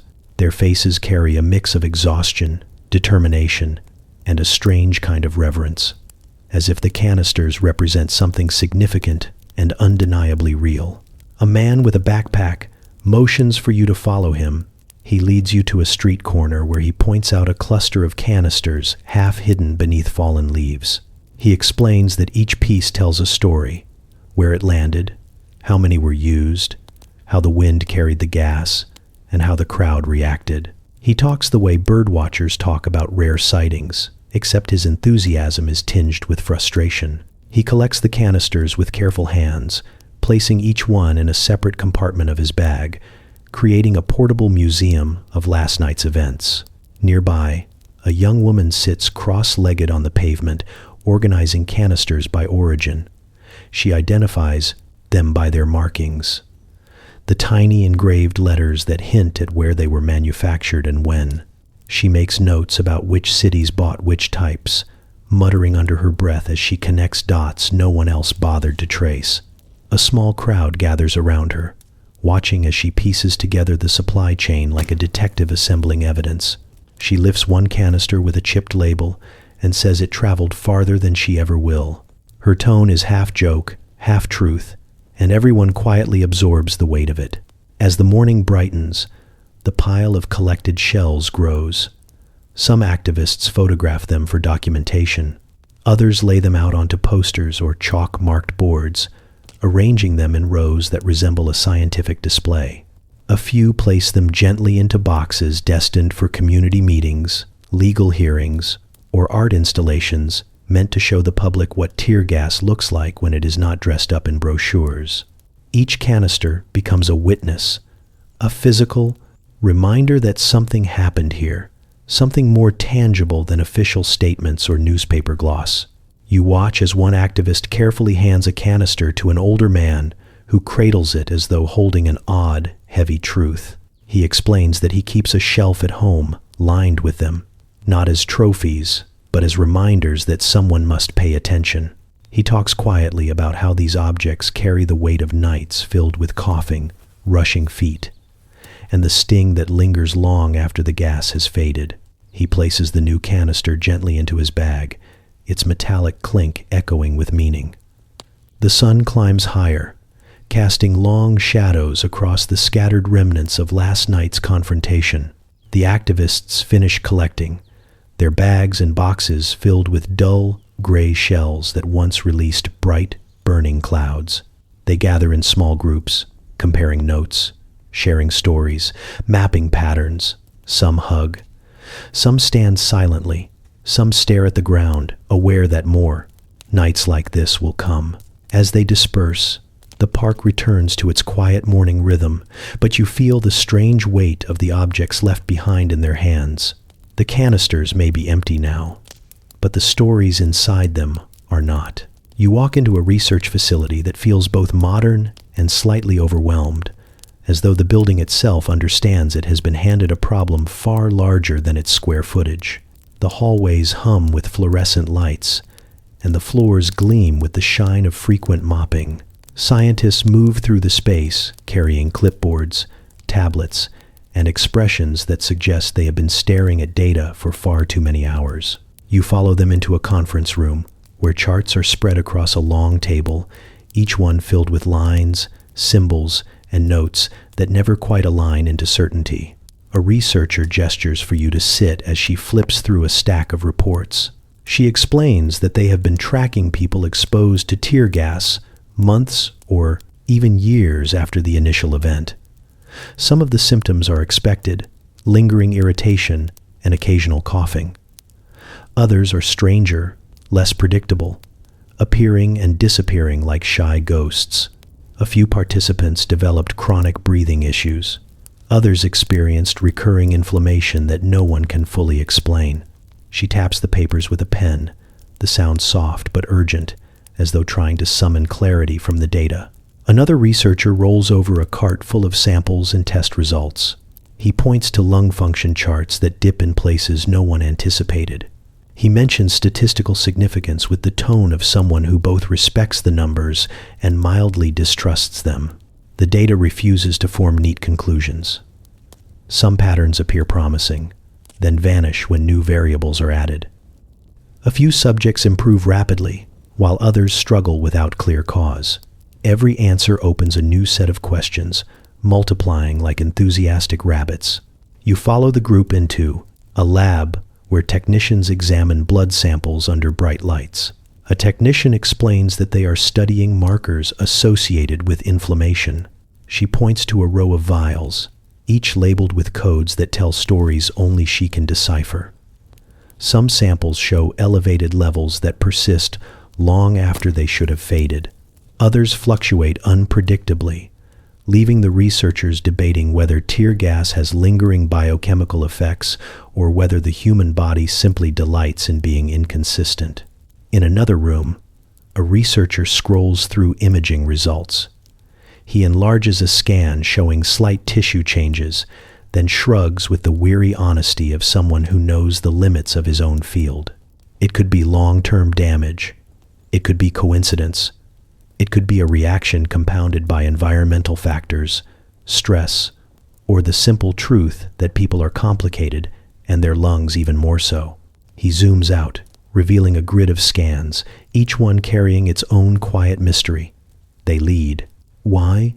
You to a small meeting area where a whiteboard is covered with questions written in different colors. Does repeated exposure increase risk? Are certain people more vulnerable? Do weather conditions matter long term? Can microscopic residues linger in lung tissues? Each question ends with a question mark that feels heavier than ink should allow. A researcher stands beside the board, arms crossed, trying to string the threads together into something resembling a conclusion. She sighs softly and adds another question to the bottom of the list. Outside the lab, a group of researchers huddle around laptops, comparing notes from different cities.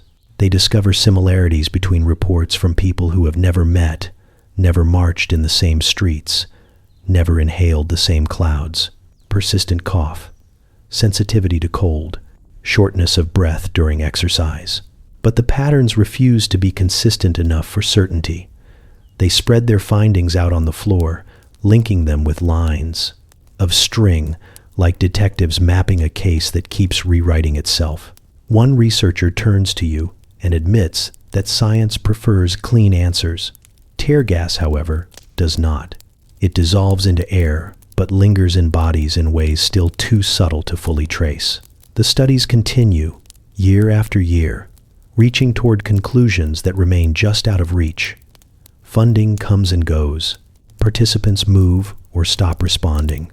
New chemicals get added to canisters, complicating the picture further. As the day winds down, the researchers gather their folders and shut down their machines. They leave the whiteboard untouched, the questions still staring back at the empty room.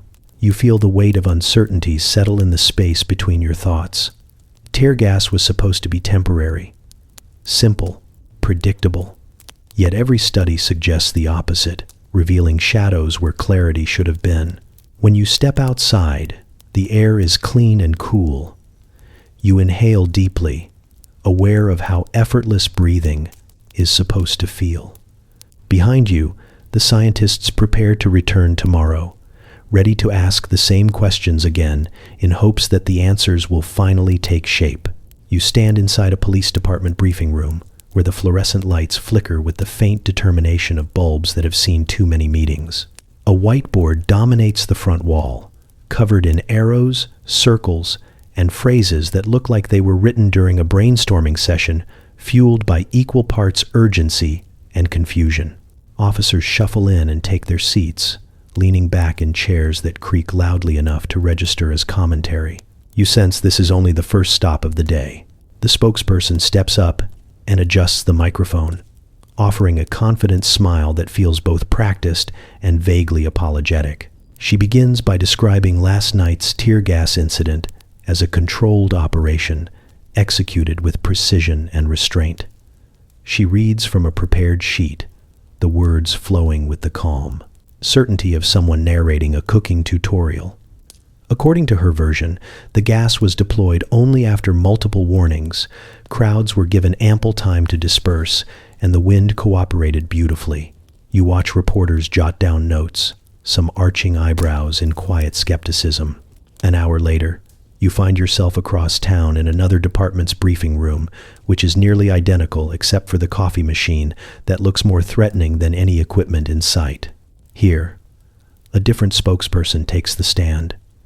He opens with a deep sigh, stating that the gas deployment was a split-second decision made under pressure.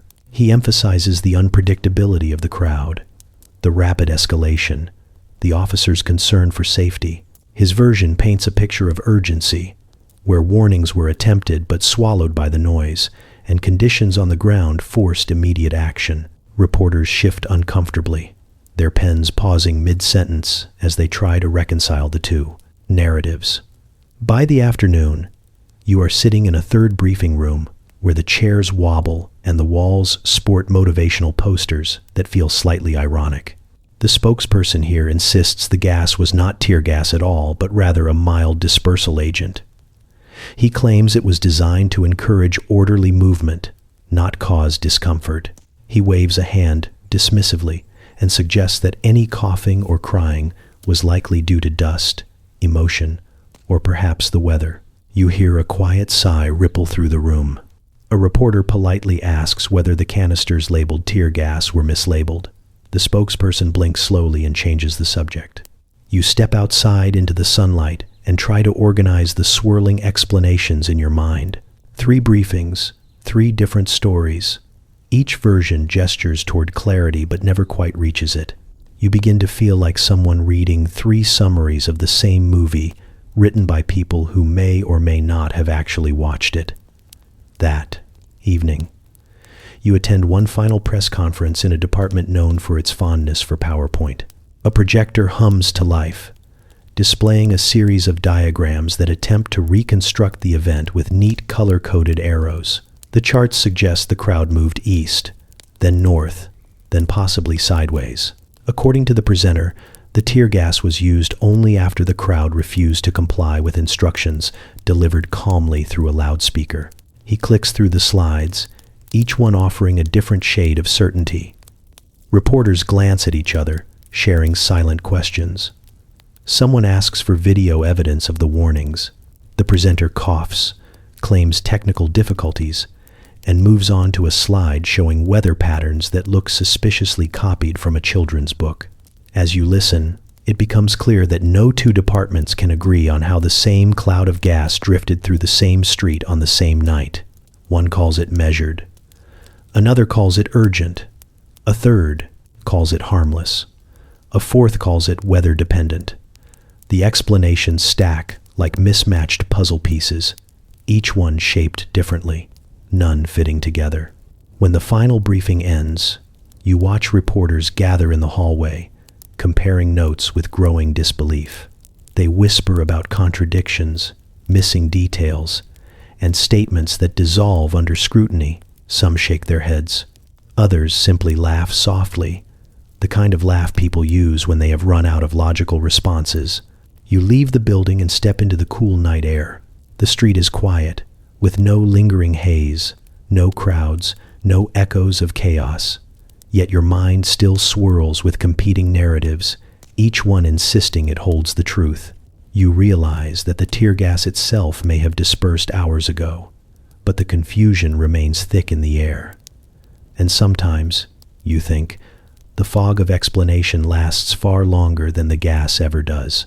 You find yourself seated in the back of a grand conference hall where the ceiling is so high it feels like it was designed specifically to intimidate anyone who dares speak beneath it. Flags from dozens of countries line the walls, swaying slightly in the draft from the overworked ventilation system.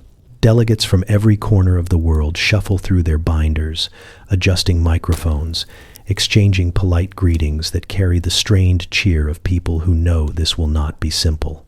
The room hums with anticipation, uncertainty, and the faint rustle of translation headsets being untangled.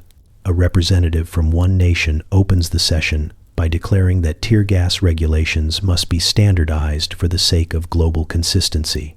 His voice echoes across the room with the earnest conviction of someone who has never witnessed international negotiations before. He outlines a vision of clear rules, shared definitions, and common limits. Heads nod politely, pens hover above notepads, and for a brief moment you almost believe harmony might be possible. Then a delegate from a different nation activates her microphone and gently explains that her country defines tear gas differently. She lists exceptions, subcategories, and regional adjustments, each one chipping away at the hopeful vision laid out moments before. Another representative chimes in, clarifying that while his nation agrees in principle, the specifics must remain flexible to account for cultural context. Someone from across the room presses a button to add that flexibility is acceptable as long as it does not compromise enforcement. Within 5 minutes, the word harmonize has acquired 4 contradictory definitions. The translators work tirelessly, their expressions deeply focused as they convert tangled speeches into equally tangled equivalents. You watch one translator pause mid-sentence as a delegate attempts to describe a scenario involving wind speed, crowd density, ethical thresholds, and what he calls national temperament. She blinks, sighs softly, and begins again, determined to give the confusion an accurate voice in every language. A representative from a small island nation suggests that tear gas should be banned entirely for civilian use. He speaks calmly, citing health studies and humanitarian concerns. For a moment, the hall grows quiet. Then another delegate presses her microphone button with the enthusiasm of a game show contestant and counters that banning would jeopardize public order. She insists her country relies on tear gas as a strategic tool and cannot imagine maintaining security without it. Her neighbor nods vigorously, offering an entirely different reason rooted in tradition. A third delegate adds that definitions must account for chemical composition, delivery method, and ambient humidity. The room fills with murmurs, objections, footnotes, and terms that sound official but resist clarity. You shift in your chair as the debate spreads across the tables like an unruly vine. Representatives raise placards, each one offering amendments, counter-amendments, and friendly suggestions that politely unravel the proposals already on the floor. One country wants a maximum permissible concentration. Another argues that measurement standards differ by region. A third insists that measurements are unnecessary because officers in the field can evaluate conditions by instinct. A fourth adds that instincts vary. Charts appear on screens, each one more bewildering than the last. Lines and arrows crisscross like a map drawn by someone with an urgent need to confuse their future self. Delegates lean closer, squinting at color-coded categories that seem to multiply every time someone blinks. A presenter explains the draft guidelines in elaborate detail, only for a delegate to ask whether the guidelines apply in urban areas or just rural ones. Another requests exceptions for emergencies. The presenter inhales sharply, the sound picked up by his microphone and broadcast throughout the hall. As the hours pass, the room grows warmer, the coffee grows colder, and the list of unresolved issues expands like dough left unattended. You watch delegates rub their temples, shuffle their papers, and attempt once more to craft universal rules for something that refuses to behave universally. Each country clings to its own definitions, exceptions, and special circumstances. Every attempt at unity splinters into new branches of disagreement. By late afternoon, a weary chairperson calls for a break. Delegates rise, stretching stiff limbs, still debating as they walk toward the lobby. You follow them out, feeling the strange mixture of hope, frustration, and mild disbelief that seems to hang over all international negotiations. The hall slowly empties, leaving behind binders, water bottles, and a screen still displaying the word harmonization, as if it were a destination rather than an unreachable ideal. You pause in the doorway, listening to the fading conversations. If harmony is music, you think, then these rules are a room full of instruments, all playing different songs at the same time. You follow a group of reporters into a cramped newsroom that buzzes with the uneven rhythm of ringing phones, clacking keyboards, and coffee mugs being refilled far past reasonable limits. Papers are spread across desks like confetti left behind after a party that no one enjoyed. The reporters wear the expression of people who have spent too much time staring at documents that make less sense the longer they look at them. One waves you over, gesturing to a wall covered in notes, printouts, and red string, arranged with the chaotic enthusiasm of someone hoping clarity will appear if they squint hard enough. The first thread follows a manufacturer that insists it produces tear gas exclusively for domestic use. The reporter taps a photo of the company's headquarters, a nondescript building that looks like it should manufacture office furniture rather than chemical agents. According to the paperwork, the shipments go to nearby law enforcement agencies. Yet somehow, identical canisters keep turning up in countries located suspiciously far from the manufacturer's declared distribution zone. The reporter flips through customs records with the impatience of someone hunting for a punchline that stubbornly refuses to land.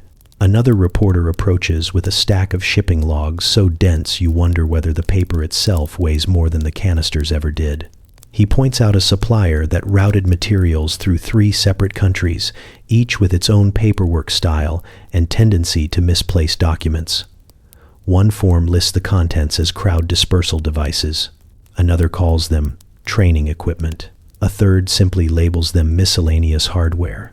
He shrugs at the inconsistencies, saying it is like chasing a ghost who keeps changing outfits. You move to a desk where a journalist sits with her laptop open to a series of grainy photos taken at a port.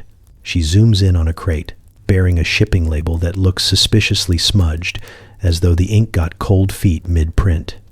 Next to the crate stands a worker holding a clipboard with a form that lists the contents as parts. No one seems sure what kind of parts they are supposed to be. The journalist scrolls through emails, exchanged between middlemen, who speak in vague phrases like expedited materials and specialty items, phrases that feel intentionally foggy. She sighs and rubs her temples, muttering that if this were a detective novel, the editor would have thrown out the plot in Chapter 2. Across the room, a reporter sits surrounded by open folders, He holds up a document showing a company that claims to have stopped producing tear gas years ago, only for investigators to find fresh canisters matching its distinctive markings in another country's inventory. He flips to a spreadsheet showing financial transactions, the amounts drifting across columns with no clear destination. He tries to explain the logic of these transactions. But halfway through his sentence, he stops, reconsiders, and admits that the numbers behave like suspiciously talented escape artists. Another wall displays a colorful map tracing supply routes. The lines stretch across continents in loops, zigzags, and improbable detours that make you question whether the shipping coordinators plotted routes using darts and a rotating globe. Some shipments travel through regions with no direct ports. Others appear to teleport from one continent to another with the grace of plot holes in a low-budget crime show. A reporter gestures at the map and declares that if this were fiction, no one would believe it. You notice a cluster of reporters crowding around a fresh leak, an email chain between distributors discussing adjustments to paperwork. They read aloud parts that sound suspiciously like code. One mentions minimizing descriptors. Another recommends rerouting through a partner with flexible documentation. Someone else requests updated labels, preferably ones less likely to draw attention. The room fills with incredulous laughter that carries more disbelief than amusement. As the evening drags on, the reporters stitch together fragments of evidence, connecting clues that never quite settle into a coherent shape. They discover warehouse addresses that do not exist, companies with no employees, and supply contracts that renew automatically, despite the listed companies having dissolved years prior. Every time they uncover a new lead, it splits into two more, each more confusing than the last. The supply chain sprawls out like a labyrinth designed by someone who resented straight lines. By nightfall, the newsroom glows with the light of monitors and tired determination. The reporters stand by their tangled web of documents, lines, and theories, trying to make sense of a supply chain that refuses to behave like anything rooted in reality. They keep piecing it together anyway, refusing to let the confusion win. You step back and take in the sight. The story they are building is not clean, elegant, or tidy. It is a messy trail of half-truths, loopholes, and evasions that reads less like a serious investigation and more like a detective plot written by someone who misplaced their outline. Yet somehow, it is all real. You walk through the glass doors of a research facility that looks modern on the outside, but carries the distinct interior energy of a place trying to convince everyone it knows exactly what it is doing. The lobby smells faintly of disinfectant and ambition. Posters line the walls, showing sleek illustrations of new chemical agents, with names that sound more like tech gadgets than substances meant to make people cry involuntarily. You follow a hallway humming with machinery until you reach a room where the real work takes place, if work is the right word for something happening this quickly. Engineers and chemists hover around tables covered with vials, canisters, and charts that do not seem to agree with one another. They speak in rapid, hushed tones, exchanging ideas that sound more like suggestions than conclusions. One scientist holds up a tiny vial of clear liquid and announces that this new formula disperses faster and evaporates sooner. A colleague nods without looking up, scribbling something on a clipboard as if checking a box labeled probably fine.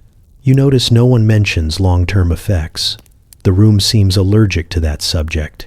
A researcher taps a page of lab results and explains that the new agent should cause less discomfort, though she cannot quite define less.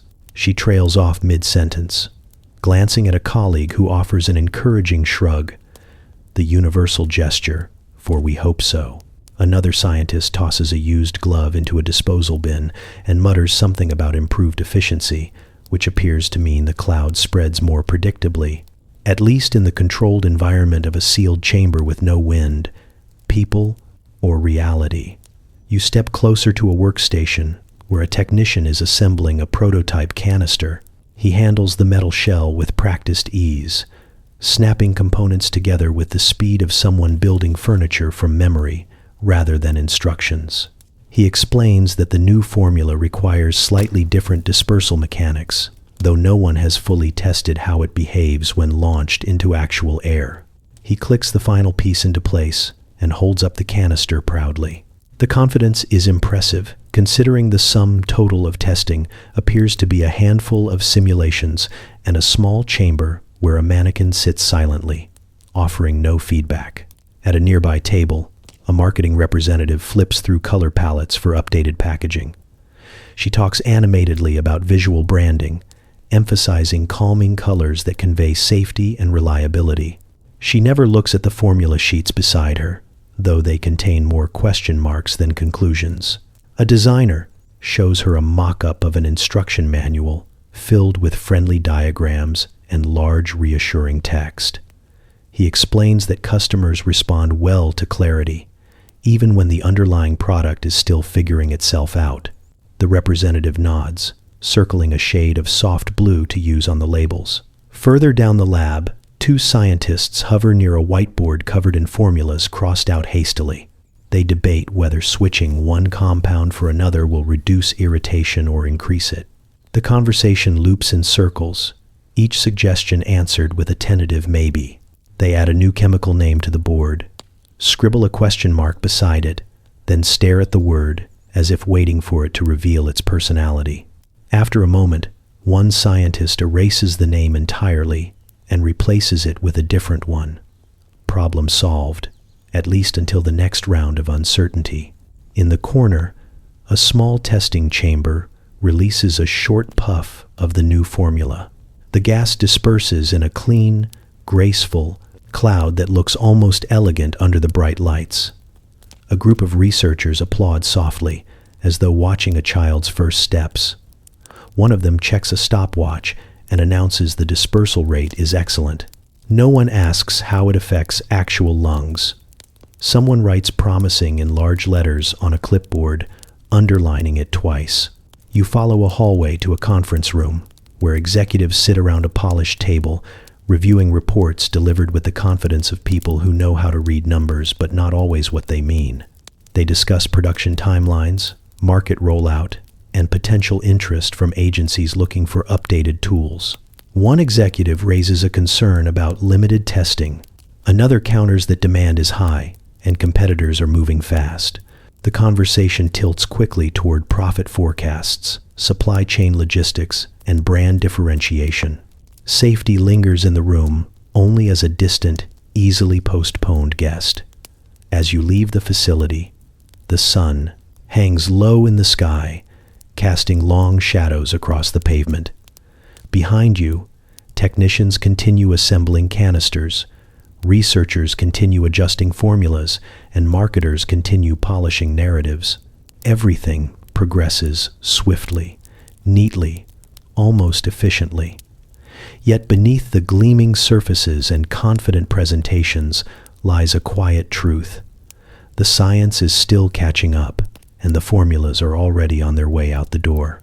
You squeeze into the back of a crowded community center where folding chairs have been arranged in lopsided rows, as though the room itself knew this gathering was assembled last minute. Posters hang crooked on the walls, advertising free flu shots and neighborhood cleanup days, none of which quite match the energy of tonight's meeting.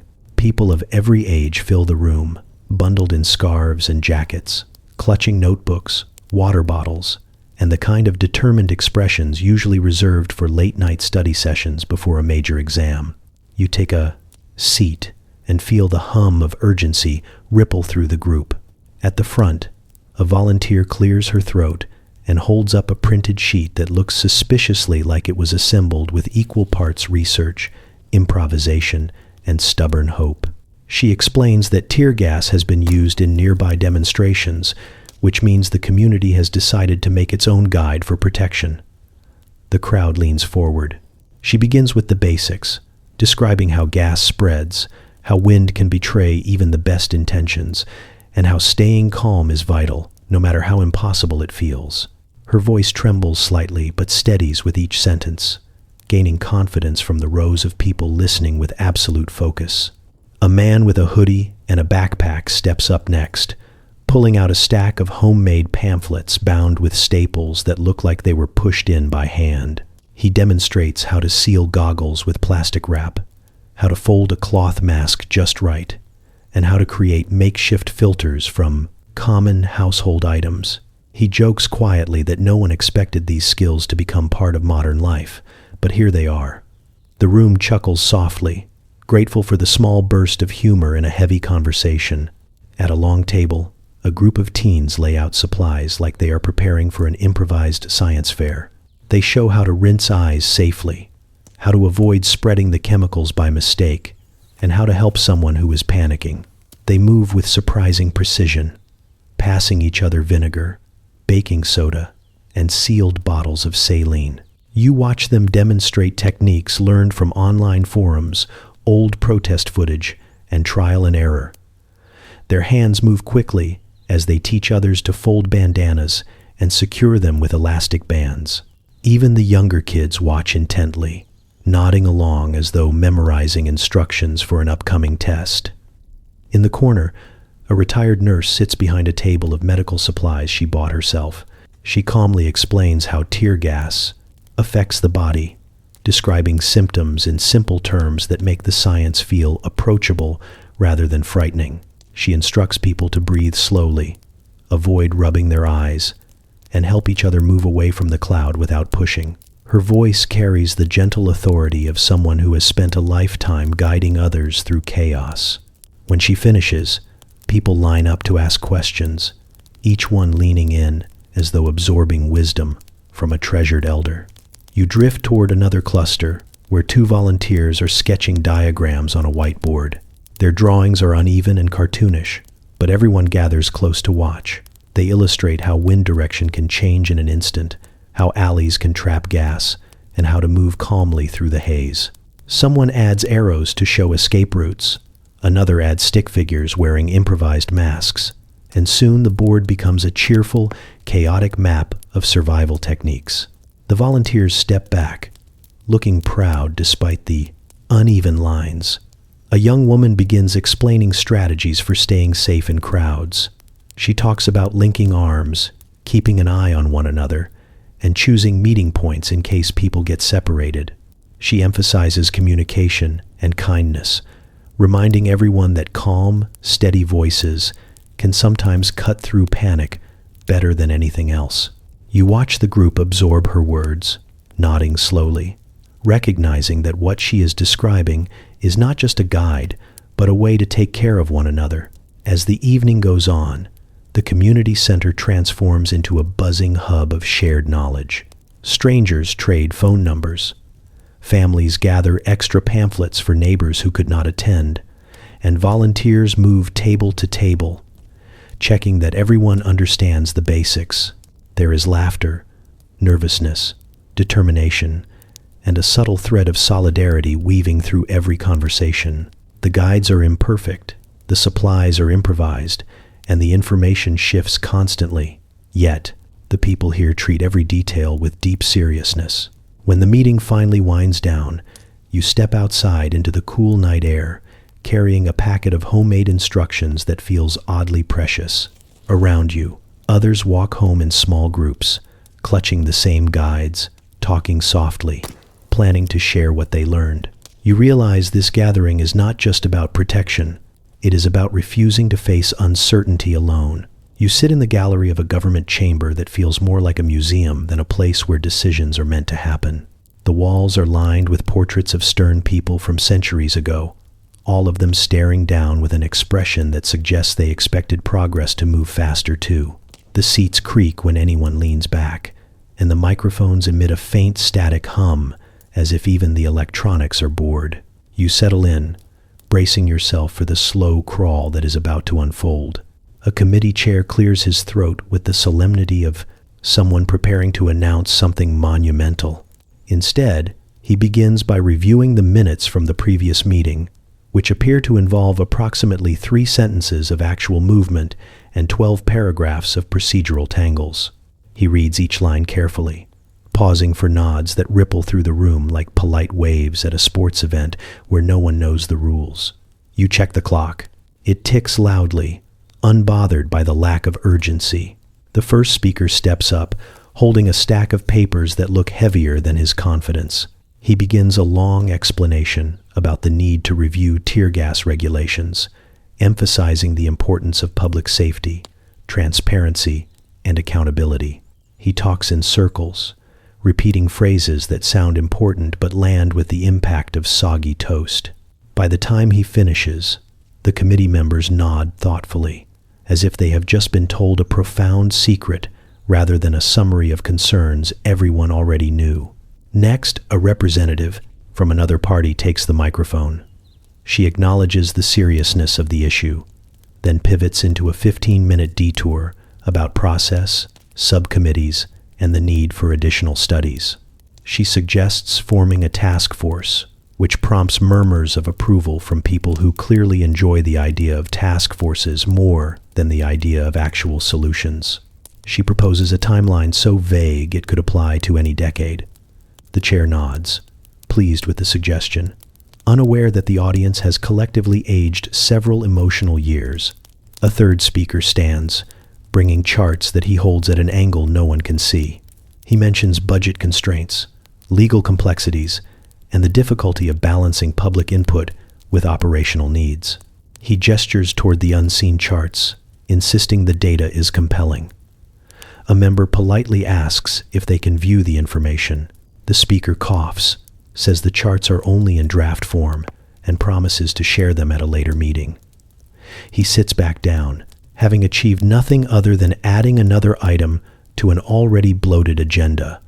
Hours pass. You watch lawmakers debate amendments that seem to exist solely to create more debating. Someone proposes a revision to a definition. Someone else objects on the grounds that the revision is too specific. Another objects that it is not specific enough. The chair suggests tabling the discussion until the next session, at which point half the room sighs in relief and the other half sighs in frustration. A single sentence of progress is added to the official record. It feels like a milestone only because so little else has happened. A representative presents testimony from medical experts. He reads it aloud in a monotone voice that strips the urgency from each line, flattening serious concerns into something resembling bedtime stories for bureaucrats. Committee members nod gravely, promise to consider the information, and then immediately pivot into procedural disputes about scheduling future hearings. One member suggests reviewing international guidelines for comparison. Another recommends postponing that review until they have reviewed the guidelines on reviewing guidelines. You feel your spirit momentarily leave your body in search of momentum. By late afternoon, the chamber has settled into a rhythm so slow it feels like observing geological change. The chair proposes reconvening next month. A few members argue that next month is too soon. Others argue it is too late. They compromise on a date that satisfies no one but fits neatly into the calendar of delays. Papers shuffle, pens cap. Microphones switch off one by one, their clicks echoing like tiny farewell taps. As the committee dismisses, officials drift out of the room with the relaxed pace of people who feel they accomplished something meaningful, even if the only thing achieved was more scheduling. You walk into the hallway alongside them, watching their casual conversations about lunch plans and upcoming holidays. It is as though the topic that filled the chamber all day has already dissolved into the background noise of a bureaucracy comfortable with its own inertia.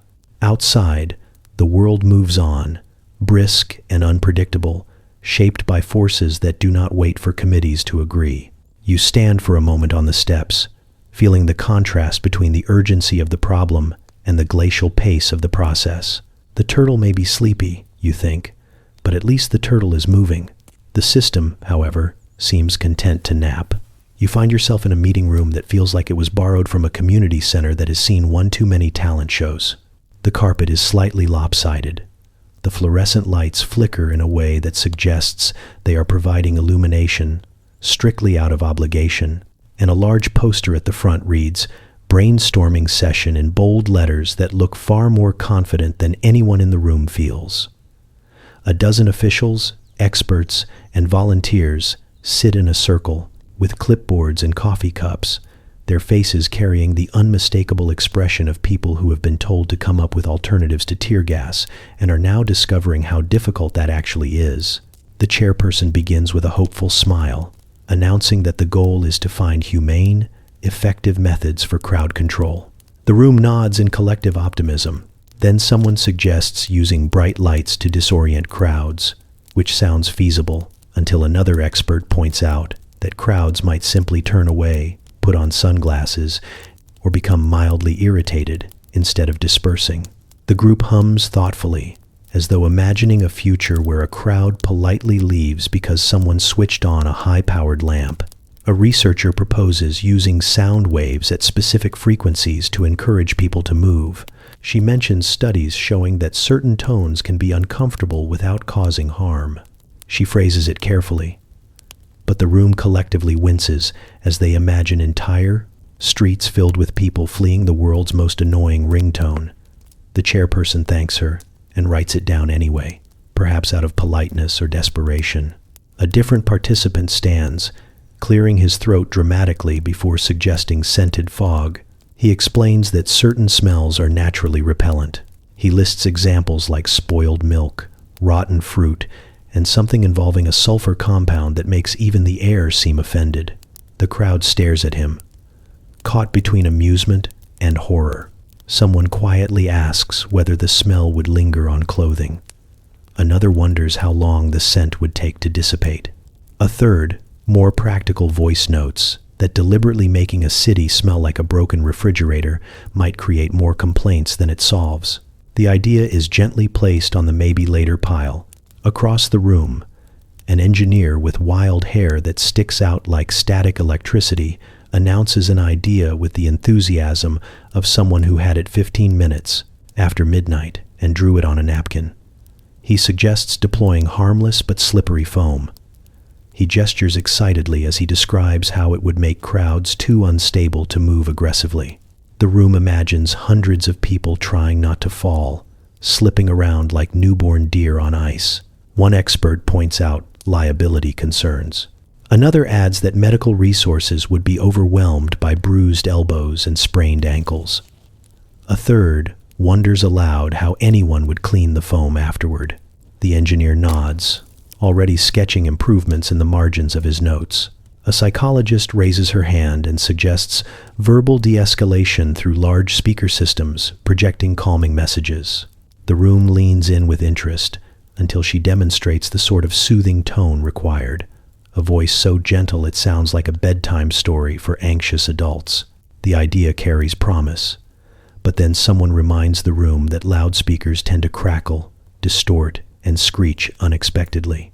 The psychologist sighs, acknowledging the unpredictable nature of public audio equipment. Then, as the meeting drifts toward late afternoon drowsiness, someone offers an idea so bizarre it instantly awakens the entire group.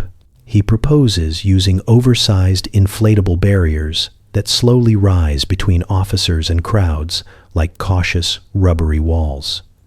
He proudly explains that the barriers could nudge people backward without harming anyone. The room is silent for a moment as everyone pictures massive inflatable cushions expanding in the middle of a tense street. Someone finally breaks the silence to ask whether the barriers could be punctured. Another wonders what would happen in windy conditions. A third asks if they would simply roll away like runaway parade balloons. The proposer admits he has not considered these details, but insists the concept has heart.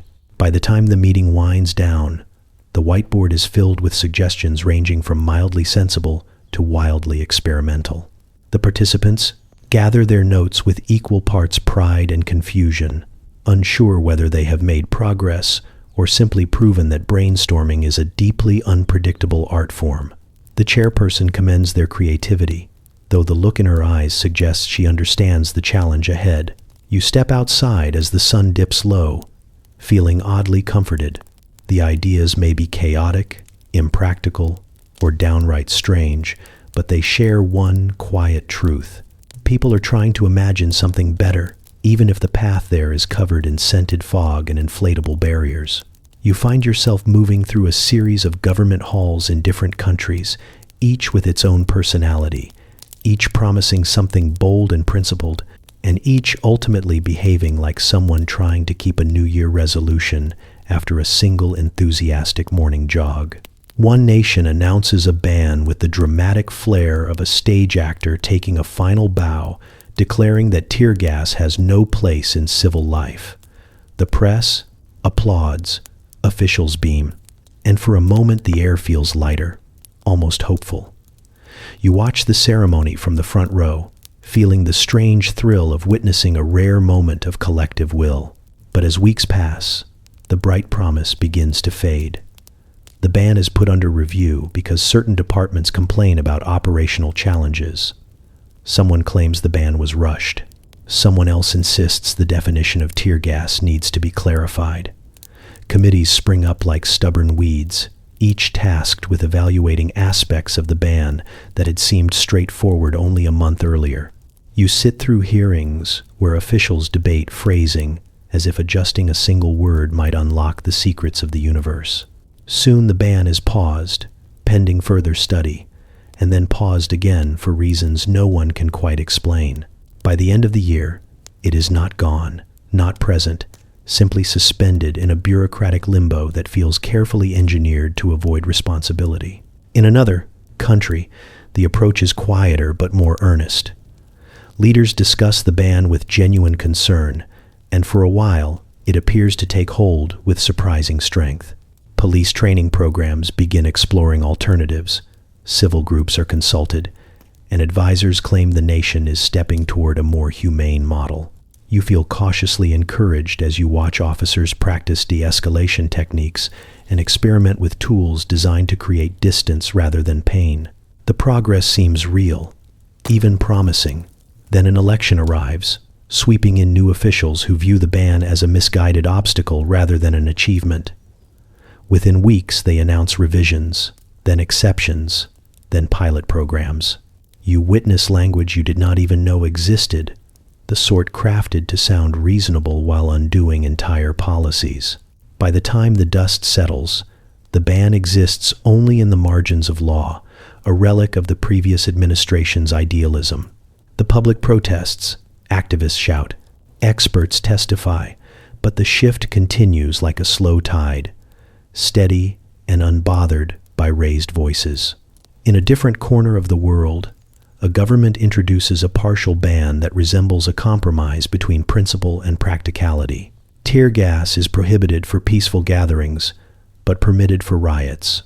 This sounds sensible until officials attempt to define peaceful and riot in ways that change depending on the hour. One day the ban seems active. The next day it appears conditional. You watch judges interpret the law differently from officers, and officers interpret it differently from commanders, until the entire policy becomes a choose-your-own-adventure book where every path leads to confusion. Some nations handle the issue with surprising creativity. They trial community-based solutions, host forums, and attempt models borrowed from other countries. But as you travel from one capital to another, you notice the same pattern. Bold announcements, hopeful beginnings, logistical hurdles, political pressure, gradual erosion. It plays out like a well-rehearsed routine repeated on different stages, always with slight variations but unmistakably familiar. Even in places where bans remain mostly intact, they exist in a constant state of vulnerability, a shift in public mood, a high-profile protest, a sudden surge of fear, and the debate begins anew. Officials cite security concerns. Experts are brought in to testify again. Headlines speculate. Laws that once seemed stable tremble under the weight of competing interests. You watch each government wobble between ideals and anxieties, trying to balance safety with control, public trust with institutional caution. Through all of this, you see something else too. The bans, flawed as they are, spark conversations. They force questions. They push people to imagine alternatives. They may falter, bend, or dissolve, but each attempt leaves behind a trace of possibility, a faint outline that the next generation might pick up and strengthen. As you step back from the swirl of policies and politics, You realize the story is not about bands succeeding or failing, but about how hard it is for societies to change the tools they grew accustomed to, and how every effort, even the unsteady ones, nudges the world a little closer to reconsidering what force should look like. You return to the old battlefields with the uneasy feeling that you have walked in a giant circle. The trenches are gone now, swallowed by grass and time, but the air still feels heavy in a way that memory alone cannot explain. You step through rolling fields once carved into mud and misery, imagining the soldiers who crouched here a century ago, blinking through clouds of burning fumes, wondering who thought any of it was a good idea. Birds call overhead, blissfully unaware of the history beneath their wings, and you feel the strange dissonance of peace resting on top of chaos that never fully left. A guide walks beside you, explaining how early chemists had insisted they were creating deterrents, not weapons, as if that distinction made the blinding, choking clouds any more pleasant. You picture them hunched over laboratory beakers, arguing in polite tones while stirring mixtures that would soon roll across entire fields of terrified men. The guide speaks with the calm cadence of someone who believes explanation alone can soften what happened here, but nothing really softens it. You can still sense the frantic scrambling, the shouted orders, the grim attempts to adapt to something no one understood. You wander toward a reconstructed trench, its wooden supports slightly too clean, its sandbags too symmetrical. Still, the enclosed space presses in around you, and you can almost hear the clatter of boots and the rasp of breath behind gas-soaked cloth. You imagine a soldier fumbling with a mask that fogs instantly, eyes watering so badly he cannot see his hands. You imagine another soldier choking on fumes that sting more sharply than anything he had ever imagined. You imagine commanders shouting commands that contradict one another, trying to guess which way the wind might turn. The wind, then and now, remains the true wild card. It has the same stubborn personality it always had. As you walk along a ridge, a breeze pushes against your face, and you remember the stories of gas drifting back across friendly lines with an almost spiteful sense of humor. Commanders would plan elaborate offensives, release canisters with the confidence of men certain they had found a tactical edge, only to watch clouds swirl around like confused spirits and roll directly toward them. You imagine the panic, the scramble, the sudden realization that the weapon designed for control had no intention of obeying. As you linger, it becomes clear why governments later agreed that such substances had no place in war. The battlefield made their cruelty impossible to ignore. You picture diplomats sitting in rooms far from the mud, discussing humanitarian principles over strong coffee, while the memory of gas haunted every argument. They banned it because they could see the suffering clearly. And yet, as you shift your attention from the past to the present, something unsettling emerges. You recognize the echoes. The arguments shift in wording, not in structure. The justifications evolve, not the substance beneath them. Officials today still talk about necessity, about exceptional circumstances, about tools that offer control without lasting harm. You watch these rationalizations unfold in your mind like faded copies of earlier explanations, altered by time, but unmistakably familiar. Even the winds of public opinion move like their battlefield counterpart, shifting suddenly, reversing direction, catching entire institutions by surprise. You see how quickly modern clouds of gas can drift into unintended places, how easily streets can mimic old trenches in confusion, how the past keeps nudging the present and whispering that it has seen all this before. You stand at the crest of the hill and look out across the field, where sunlight paints everything gold. The quiet feels too gentle for what happened here, yet history rests beneath it like a foundation poured from all the choices and missteps that came before. You realize you are not just revisiting old ground, you are witnessing the looping path of a story that never quite lets go. The battlefield may be silent now, but its lessons echo louder than any shell that ever landed here. You step into a present-day city that hums with the familiar mix of honking cars, impatient footsteps, and the faint aroma of street food drifting through the air. At first glance, everything looks ordinary, almost comfortingly so. People hurry toward buses.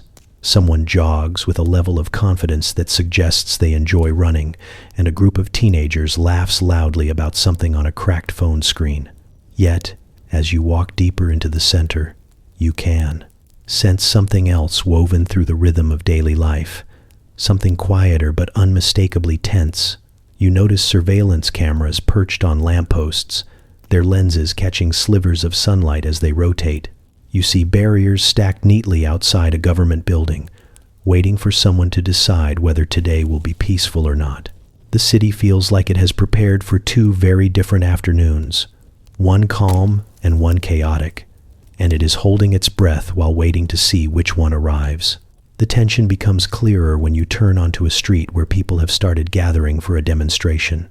Handmade signs bob gently above the crowd. Some slogans are written neatly in careful lettering, while others look like they were scribbled in a rush, the ink still smudged at the corners. You stand among them, feeling the energy build like rising steam from asphalt after rain. People chant, people clap, people hold hands, and for a brief moment the air feels charged with hope, the kind that makes your chest lift a little higher. Then you notice the officers.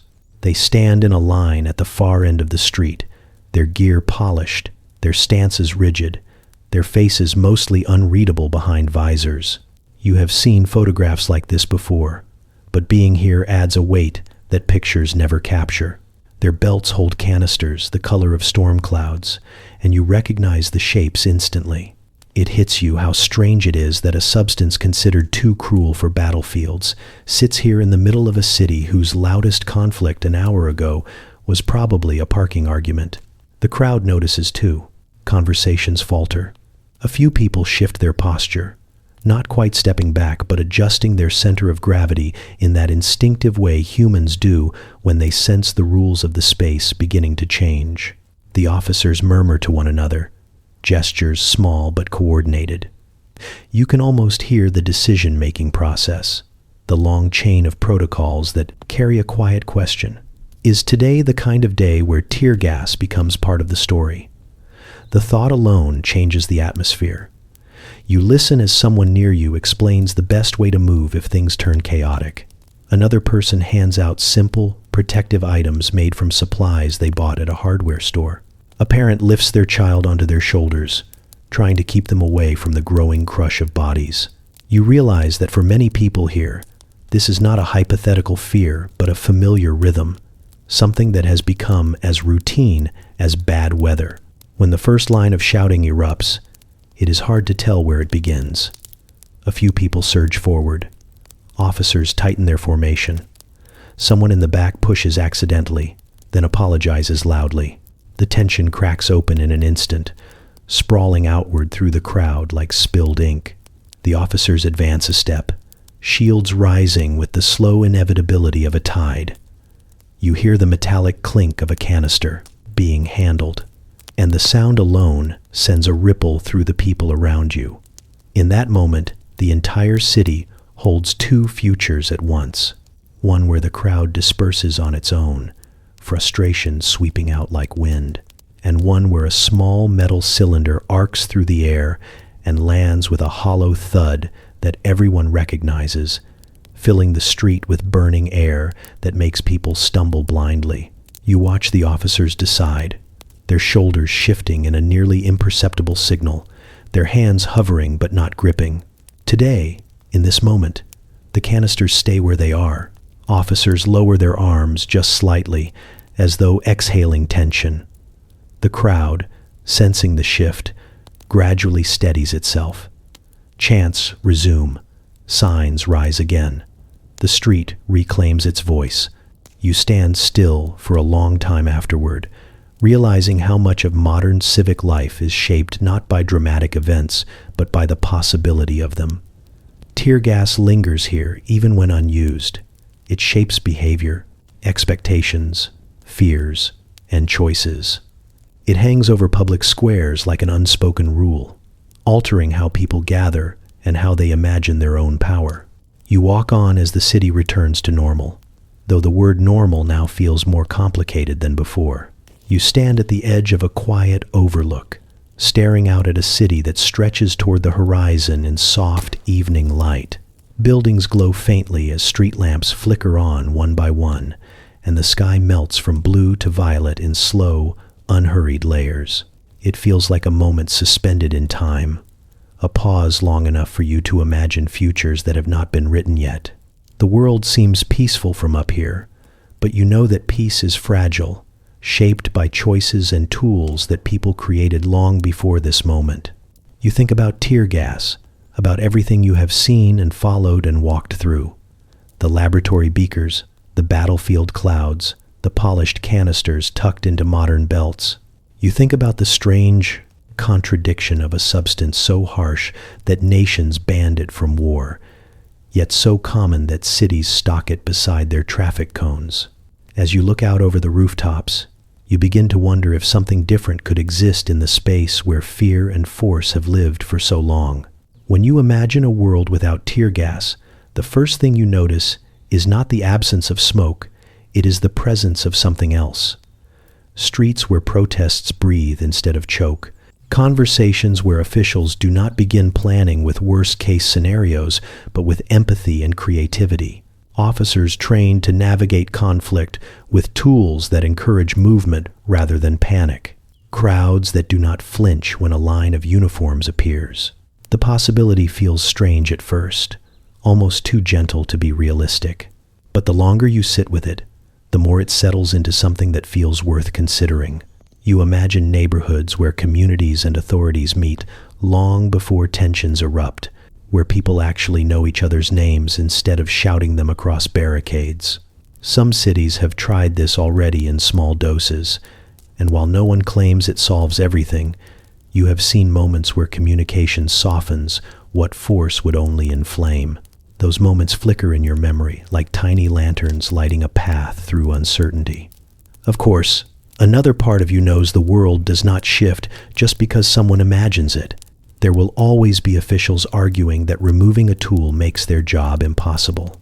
There will be those who believe crowds cannot be trusted, that danger hides in every gathering, that fear is a reasonable foundation for policy. You have watched these debates play out too many times to underestimate their weight. Fear has a way of wrapping itself in practicality, and practicality has a way of sounding authoritative even when it is simply scared. Still, as you look at the city, you can see the future branching like delicate cracks in glass. Some paths are barely visible, some glow with clarity, some loop back on themselves. You trace the one where research continues, where new tools are tested with genuine caution, where data replaces assumptions and harm is measured honestly. You trace another path where global agreements grow stronger instead of weaker, where nations finally update rules written in completely different eras. You even trace the path where tear gas remains for a while longer, but loses its place as the default answer to fear. The future does not seem like a single destination. It seems like a collection of possibilities, each shaped by decisions, small and large. And you realize something unexpected.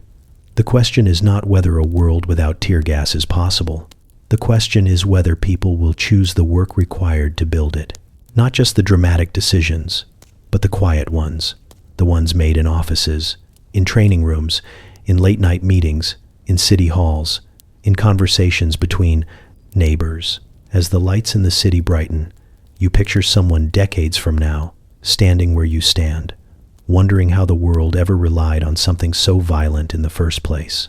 You imagine them reading about tear gas in the same tone people now use when describing ancient medical practices that involved leeches and wishful thinking. You imagine their disbelief, their relief, their distance from it. For now, the air around you is clear, cool, and still. You breathe it in and let it out slowly. Somewhere far below, a siren wails and then quiets again. Life continues, full of worry and hope and flaws and possibility. The future remains unwritten, and you understand that hope is not a promise, but it is a beginning.